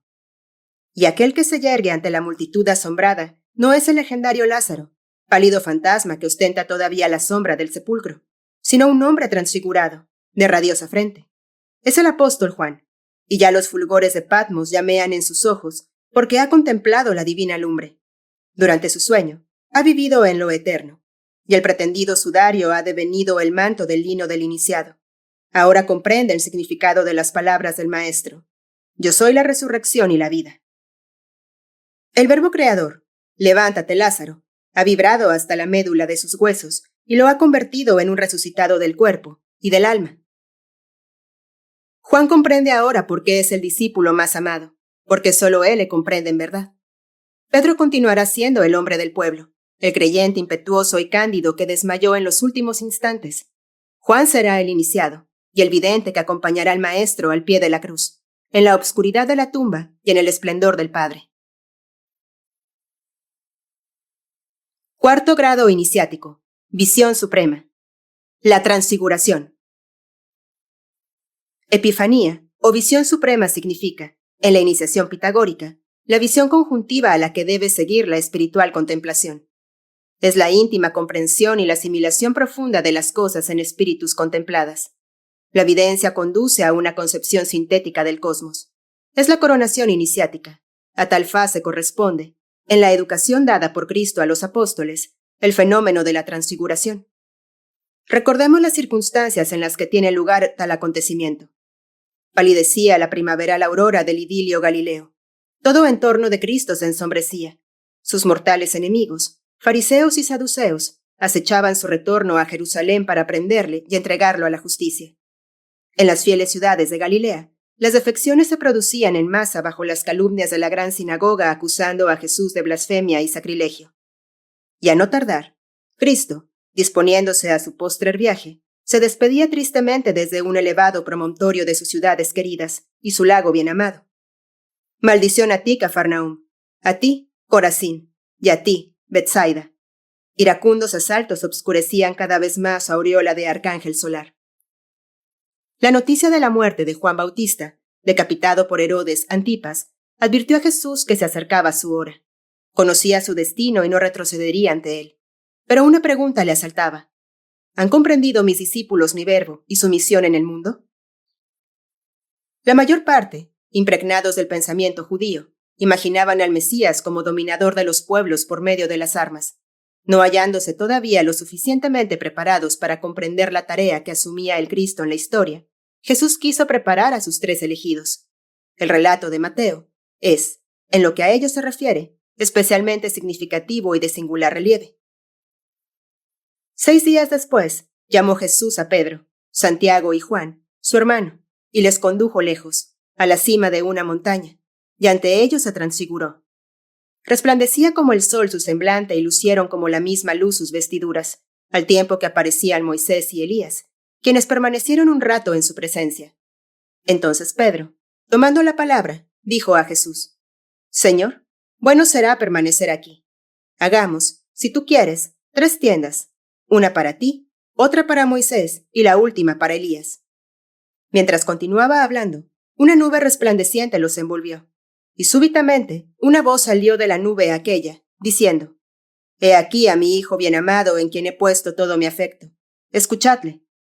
Al oír estas palabras cayeron los discípulos de bruças al suelo, presos de gran pavor.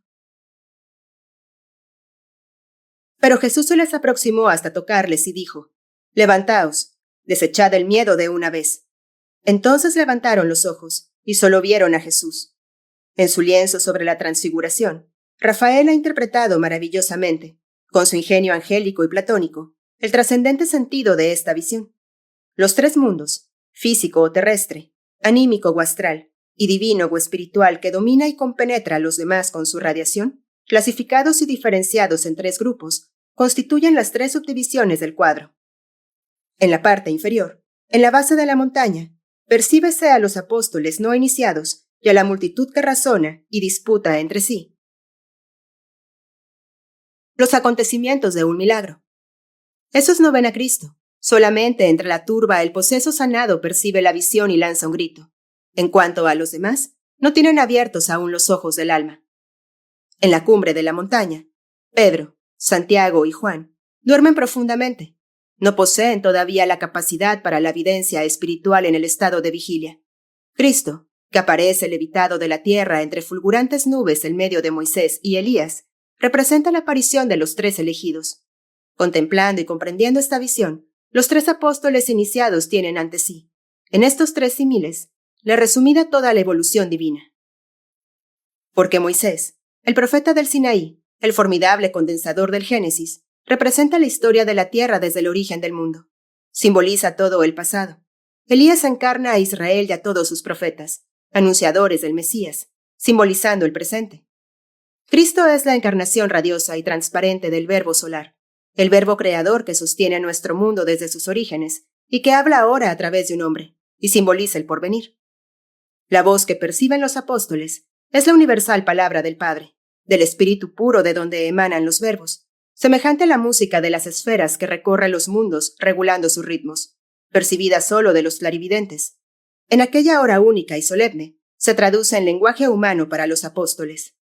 Así, la visión del Tabor sintetiza en un lienzo, con magna simplicidad, toda la evolución humana y divina. La transfiguración fue el comienzo de una nueva modalidad del éxtasis y de la visión espiritual profunda.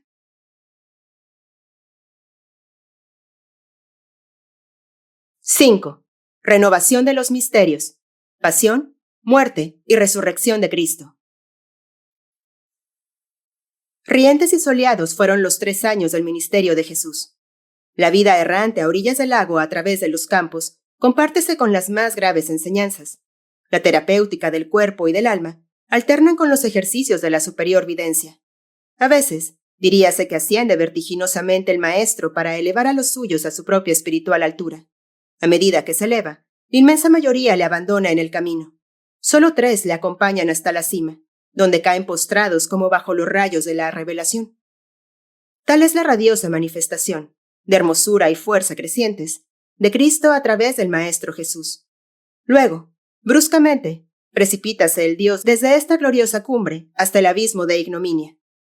Voluntariamente, ante los ojos de sus mismos discípulos, déjase prender por sus enemigos, entregándose sin resistencia a las peores ultrajes, al suplicio y la muerte. ¿Por qué esta honda caída? Platón, este prodigioso y modesto iniciado que establece un lazo de transición entre el genio helénico y el cristianismo, ha dicho en cierto lugar que crucificase el alma del mundo sobre la trama del universo, en todas las criaturas, y aguarda su liberación. Raro concepto en donde el autor, del Timeo, parece presentir la misión de Cristo, en su aspecto más íntimo y trascendente. Porque esta palabra contiene a la vez el enigma de la evolución planetaria y su solución por el misterio de la cruz. Después del largo encadenamiento del alma humana en los lazos de la materia, no falta más que el sacrificio de un Dios para liberarla y mostrarle la senda del Espíritu. Dicho en otra forma, para cumplir su misión después de haber iniciado Cristo a sus discípulos, debía, para completar su educación, atravesar una iniciación personal. El Dios debía descender hasta lo más hondo del dolor y muerte para identificarse con el corazón y la sangre de la humanidad, imprimiendo a la tierra renovado impulso. El poderío espiritual se halla en razón directa con los dones del alma. He aquí por qué, dándose a la humanidad, penetrando en el cuerpo humano y aceptando el martirio, significó para el mismo Cristo una superación. Y aparecen los nuevos misterios, con carácter único, como jamás se vieron, y como indudablemente no se verán jamás en el transcurso de las futuras evoluciones terrestres, sujetas a metamorfosis múltiples, porque se inició en estos misterios a un Dios, arcángel solar, actuando de hierofante del Padre, el Espíritu puro. Del Cristo resucitado sale el Salvador de la humanidad, de lo que resulta, para el hombre, una considerable expansión de su zona de percepción espiritual, y por consecuencia, una incalculable amplitud de sus destinos físico y celeste. Más de 1 año hacía que acechaban los fariseos a Jesús, pero éste no quiso entregarse hasta llegada su hora. ¿Cuántas veces discutiera con ellos en el umbral de las sinagogas y bajo los grandes pórticos del templo de Jerusalén, donde paseaban, con suntuosos vestidos, los más altos dignatarios del religioso poder? ¿Cuántas veces los redujo al silencio con su inapelable dialéctica, oponiendo a sus ardides más sutiles lazos? ¿Y cuántas veces también les atemorizara con sus palabras, que parecían descendidas del cielo, como el rayo? En 3 días derribaré el templo, y en 3 días lo reconstruiré. Harto a menudo retábales de frente y algunos de sus epítetos clavábanse en sus carnes como arpones. Hipócritas, raza de víboras, sepulcros blanqueados. Y cuando, furiosos, intentaron prenderle en el mismo templo, Jesús, ante varias tentativas, apeló al mismo medio que empleara más tarde Apolonio de Tiana, ante el tribunal del emperador, Domiciano. Rodeóse de invisible velo y desapareció a sus ojos, y pasó entre ellos sin ser visto, dicen los evangelios. Sin embargo, todo se hallaba preparado en la gran sinagoga para juzgar al peligroso profeta que amenazó destruir el templo y que se llamaba el Mesías. Desde el punto de vista de la ley judía, ambas ofensas eran suficientes para condenarle a muerte. Caifás dijo en pleno Sanedrín: «Precisa que un solo hombre perezca para todo el pueblo de Israel. Y cuando el cielo habla por boca del infierno, la catástrofe es inminente». En fin, la conjunción de los astros bajo el signo de la Virgen señaló la fatídica hora en el cuadrante del cielo como en el cuadrante de la historia, y proyectó su negro dardo en el alma solar de Cristo. Reúne a sus apóstoles en el retirado paraje de costumbre, una cueva del Monte de los Olivos, y les anuncia su muerte próxima. Consternados, no lo comprenden ni lo comprenderán hasta más tarde. Es día de Pascua. Dispone Jesús el ágape de despedida en una morada de Jerusalén. He aquí a los 12 apóstoles sentados en la sala abovedada, próxima a la noche. Sobre la mesa, humea el cordero pascual que para los judíos conmemora la huida del Egipto, que será el símbolo de la suprema víctima. Al través de las ventanas arcadas, dibújase la obscura silueta de la ciudadela de David, la centellante techumbre de oro del templo de Herodes, la siniestra fortaleza Antonia, donde impera la lanza romana, bajo la pálida lumbre del crepúsculo. Hay un depresivo silencio en el ambiente, una atmósfera aplastante y rojiza. Juan, que ve y presiente más que los otros, pregúntase por qué, en la obscuridad creciente, aparece en torno de la cabeza de Cristo un halo suave, de donde emergen rayos furtivos que pronto se apagan. Como si la hondura del alma de Jesús temblara y se estremeciera ante su resolución postrera. Y calladamente, el discípulo amado inclina su cabeza sobre el corazón del Maestro. Por fin rompe el silencio. En verdad os digo que uno de vosotros me traicionará esta noche. Como grave murmullo, recorren la palabra los 12, semejante a la alarma de naufragio en una nave en peligro. ¿Qué? ¿Quién? Y Jesús, señalando a Judas que oprime su bolsa, convulsivamente añade sin cólera: «Ve y haz lo que debes». Y viéndose descubierto, sale el traidor con reconcentrada ira. Entonces Jesús, partiendo el pan y presentando la copa, pronuncia solemnemente las palabras que consagran su misión y que repercuten al través de los siglos. «Tomad, este es mi cuerpo. Bebed, esta es mi sangre». Los apóstoles, sobrecogidos, comprenden menos todavía. Solo Cristo sabe que en aquel momento ejecuta el supremo acto de su vida. Por medio de sus palabras, inscritas en lo invisible, se ofrece a la humanidad, se sacrifica con antelación. Momentos antes, el Hijo de Dios, el Verbo, más libre que todos los Elohim, hubiera podido retroceder rehusando el sangriento holocausto. Ahora ya no puede. Las potestades han recibido su juramento, y como una aureola inmensa, sienten los Elohim que asciende hacia ellos la divina contraparte de Jesús Cristo, su alma solar con todos sus poderes, y la retiene en su círculo atento, fulgurante prenda de divino sacrificio que no devolverán hasta después de su muerte. Sobre la tierra no permanece más que el Hijo del Hombre, víctima que avanza hacia el suplicio. Pero solo Él conoce también el significado del cuerpo y la sangre de Cristo. Remotamente, ofrecieron los tronos su cuerpo para la creación de la nebulosa. Soplaron los arqueros, y en la saturniana noche apareció el sol. Dieron los arcángeles su alma de fuego para crear a los ángeles, prototipos del hombre. Y por último, daría Cristo su cuerpo para salvar a la humanidad. De su sangre debía surgir la fraternidad humana, la regeneración de la especie, la resurrección del alma.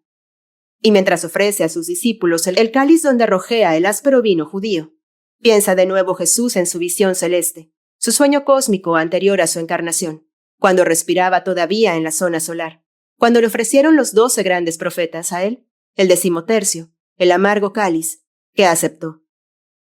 Pero los apóstoles, excepto Juan, que percibe lo inefable, no pueden comprender. Presienten que algo terrible se acerca y tiemblan y palidecen. La incertidumbre, la duda, madre del pavor cobarde, les sobrecoge.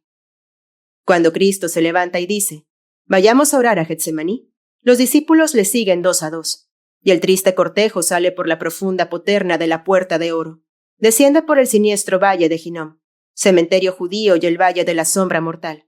Traspasan el puente de Cedrón y ocúltanse en la cueva del monte de los olivos. Los apóstoles permanecen mudos, impotentes, aterrados, bajo los viejos árboles del monte, de retorcidos gestos, de follaje espeso. El círculo infernal se estrecha sobre el Hijo del Hombre, para oprimirle con su mortal argolla. Duermen los apóstoles. Ora Jesús y su frente se cubre con un sudor de sangre. Era necesario que sufriera la angustia sofocante, que bebiera hasta las heces el cáliz, que saboreara la amargura del abandono y de la desesperación humana.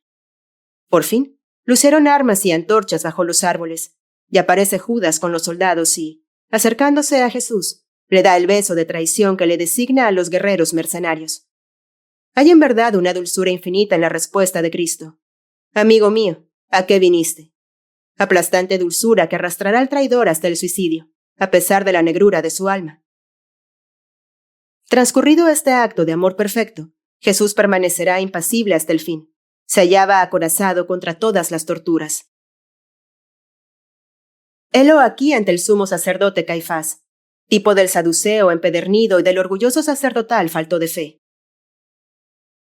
Se confiesa Jesús el Mesías y desgarra el pontífice sus vestiduras, condenándole con ello a muerte. Pilatos, pretor de Roma, intenta salvar al Galileo creyéndole un inofensivo visionario, porque este pretendido rey de los judíos, que se llama Hijo de Dios, añade que su reino no es de este mundo.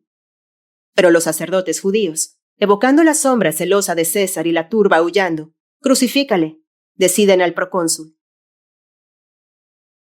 Después de lavarse las manos por tal crimen, a entregar al Mesías en manos de los brutales legionarios romanos. Y le revisten con manto de púrpura, ciñen su frente con corona de espinas y colocan una caña en sus manos, como irrisorio cetro. Llueven sobre él golpes e insultos. Evidenciando su desprecio hacia los judíos, exclama Pilatos: «He aquí a vuestro rey», y añade con amarga ironía: «Ecce homo», como si toda la abyección y la miseria humana se condensaran en el profeta flagelado. La claudicante antigüedad y aún los mismos estoicos no comprendieron mejor que Pilatos al Cristo de la Pasión. No vieron más que el exterior depresivo, su aparente inercia que les soliviantaba de indignación. Sin embargo, todos los acontecimientos de la vida de Jesús poseen a la vez que una trascendencia simbólica, una significación mística que influye en la humanidad futura. Los pasos de la cruz, evocados en astrales imágenes por los santos de la Edad Media, se convirtieron para ellos en instrumentos de iniciación y perfeccionamiento. Los hermanos de San Juan y los templarios, los cruzados que concibieron la conquista de Jerusalén para alzarla al capital del mundo, los misterios rosacruces del siglo XIV, siglo que prepararon la reconciliación de la ciencia con fe, de Oriente con el Occidente, por medio de una magna sabiduría. Todos estos hombres consagrados a la actividad espiritual en el más amplio sentido de la palabra, hallarían en la pasión de Cristo una inagotable fuente de poder. Al contemplar la flagelación, la imagen moribunda de Cristo, les decía: «Aprende de mí a permanecer impasible bajo los azotes del destino, resistiendo todos los dolores, y adquirirás un nuevo sentido, la comprensión del dolor, sentimiento de la unidad con todos los seres, porque si consentí en sacrificarme para todos los hombres, fue para enseñorearme de lo más profundo de su alma». La corona de espinas les inclinó a desafiar moral e intelectualmente al mundo, soportando el desprecio y el ataque contra lo más caro y requerido, diciéndoles: «Arrostra valientemente los golpes cuando todos se vuelvan contra ti. Aprende a firmar contra la negación del mundo. Solo así te convertirás en ti mismo». La escena de la cruz a cuestas le sugería una nueva virtud diciendo: «Esfuérzate en sobrellevar el mundo sobre tu conciencia, como consintiera Cristo en llevar la cruz para identificarse con la tierra. Aprende a sobrellevar el cuerpo como una cosa externa. Necesario es que el espíritu sujete al cuerpo con su voluntad, como sujeta la mano el martillo». Por tanto, el misterio de la pasión no significó en manera alguna para el occidente y los pueblos norteños un motivo de pasividad, sino una renovación de energía por medio del amor y del sacrificio. La escena del Gólgota es el último término de la vida de Cristo, el sello impreso sobre su misión, y por tanto, el más profundo misterio del cristianismo. Goethe ha dicho a este propósito: «El supremo misterio de dolor es algo tan sagrado que mostrar su imagen a los ojos de la multitud puede parecer sacrílega profanación». ¿A qué viene la lúgubre escena de la crucifixión?, se preguntaban los paganos de los primeros siglos. ¿De este martirio cruel ha de surgir la salvación del mundo? Y muchos pensadores modernos han repetido: ¿la muerte de un justo tiene que salvar necesariamente a la humanidad? En tal caso, Dios es un verdugo y el universo un potro de tortura. Rodolfo Steiner ha dado a tan agudo problema la más filosófica respuesta. Hay que evidenciar a los ojos del mundo que siempre lo espiritual ha vencido a lo material. La escena del Gólgota no es otra cosa que una iniciación transportada sobre el plano de la historia universal. De las gotas de sangre vertidas sobre la cruz, mana un torrente de vida para el espíritu. La sangre es la substancialización del yo. Con la sangre derramada en el Gólgota penetraría el amor de Cristo en el humano egoísmo como vivificante fluido. Lentamente, la cruz se levanta sobre la siniestra colina que domina Sion. En la víctima ensangrentada que se estremece y palpita bajo el infame suplicio, respira un alma sobrehumana. Pero Cristo entregó sus poderes a los Elohim y siéntese como desprendido de su aura solar, en soledad horrible, en lo más hondo de un abismo de tinieblas donde gritan los soldados y vociferan los enemigos. Obscura nube pesa sobre Jerusalén. La terrena atmósfera es solo un prisma de la vida universal. Sus fluidos, vientos, elementales espíritus, aliméntanse a veces con las pasiones humanas mientras responden a las impulsiones cósmicas por medio de sus tempestades y convulsiones. Y llegaron para Jesús las horas de agonía, aplastantes como eternidades. A pesar de los desgarramientos del suplicio, continúa siendo el Mesías.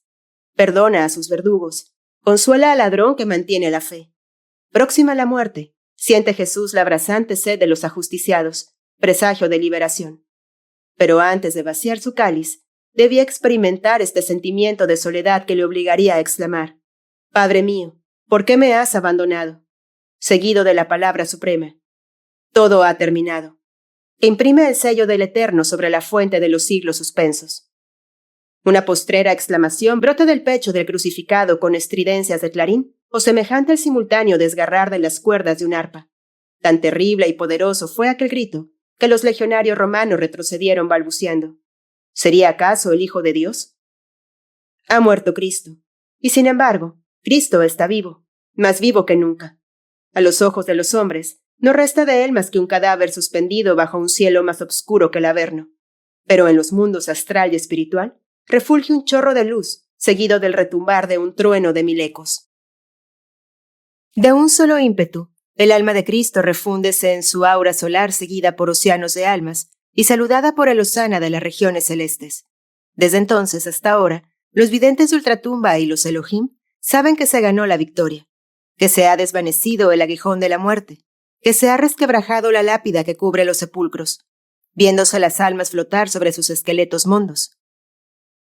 Cristo ha reintegrado su reino con sus poderes centuplicados por su sacrificio, y ya con renovado impulso, se halla presto a penetrar en el corazón del infinito en el burbujeante centro de la luz, de amor y de belleza, al que llama su Padre.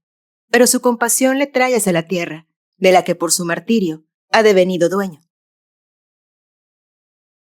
Una bruma siniestra, un melancólico silencio continúan envolviendo a Jerusalén.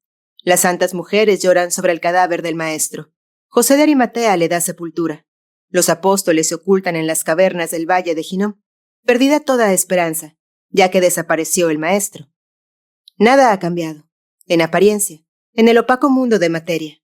Y sin embargo, un singular acontecimiento ha ocurrido en el templo de Herodes.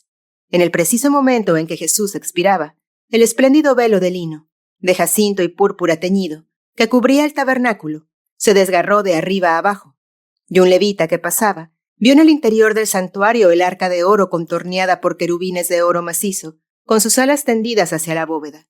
Y sucedió algo inaudito, porque los ojos profanos pudieron contemplar el misterio del Santo de los Santos, donde el propio Pontífice Máximo no podía penetrar más que una vez al año. Los sacrificadores echaron a la multitud, temerosos de que presenciara el sacrilegio. He aquí el significado del hecho: la imagen del querubín que tiene cuerpo de león, alas de águila y cabeza de ángel, semeja a la de la esfinge y simboliza la evolución completa del alma humana, su descenso en la carne y su retorno al espíritu. Cristo se hizo que se desgarrara el velo del santuario, resolviendo el enigma de la esfinge. En adelante, el misterio de la vida y de la evolución se hace asequible para cuantos osan y quieren. Y ahora, para explicar la misión realizada por el Espíritu de Cristo, mientras los suyos velaban sus exequias, debemos apelar una vez más al acto capital de la iniciación egipcia.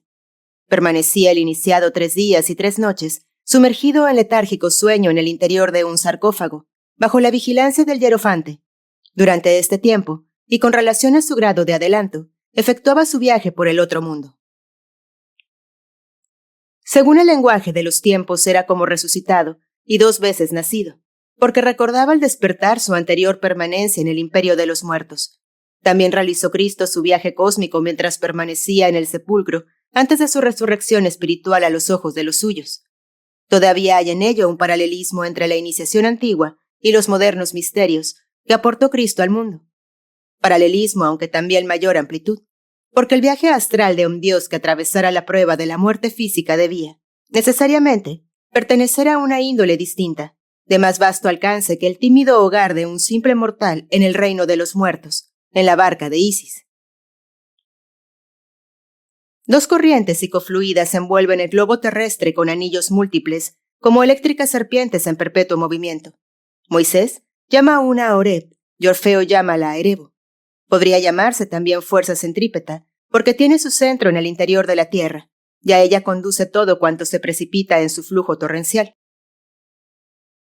Es el abismo de las generaciones, del deseo y de la muerte, la esfera de experimentación llamada también por las religiones purgatorio. Arrastra en sus remansos y torbellinos a todas las almas todavía sujetas a sus pasiones terrenas. A la otra corriente la denomina Moisés Yona, y podríamos definirla como fuerza centrífuga, porque en ella subyace la potencialidad de expansión como en la otra la de contracción, y se halla relacionada con todo el cosmos. Por ella ascienden las almas al sol y al cielo, y por su mediación, también, se hacen asequibles las divinas influencias. Por ella descendiera Cristo bajo el símbolo de la paloma. Si los iniciados predispuestos para el viaje cósmico por un alma altamente evolucionada hubieran sabido en todo tiempo alcanzar la corriente Yona después de su muerte, la inmensa multitud de almas entenebrecidas por los vaos de la carne difícilmente volverían, sin abandonar apenas de una encarnación a otra, la región de Oreb. El tránsito de Cristo por los limbos crepusculares abrió una brecha perdurando en circuitos luminosos y franqueando de nuevo a las almas perdidas, como las del segundo círculo del infierno del Dante, las rutas celestes. Así alumbraría la misión de Cristo, ampliando los límites de la vida después de la muerte, como ampliara y alumbrara la vida sobre la tierra. Pero lo esencial de su misión consiste en llevar la certeza de la resurrección espiritual en el corazón de los apóstoles, que debían divulgar su pensamiento por el mundo. Después de resucitar por sí mismo, debía resucitar en ellos y por ellos, para que este hecho planeara sobre toda la historia futura. La resurrección de Cristo debía ser la prenda de la resurrección de las almas en esta vida, como de su fe en la otra.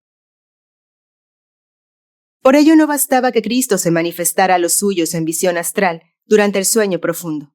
Necesitaba mostrarse durante la vigilia, en el plano físico, y que la resurrección tuviera para ellos, en cierto aspecto, una apariencia material.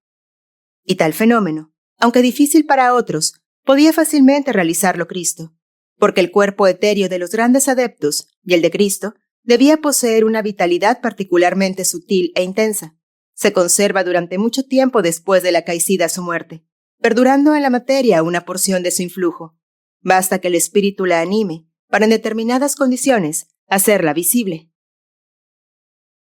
La fe en la resurrección no nace bruscamente en los apóstoles, sino que debía insinuarse en ellos como una voz que persuade por el acento del corazón, como un soplo de vida que se comunica.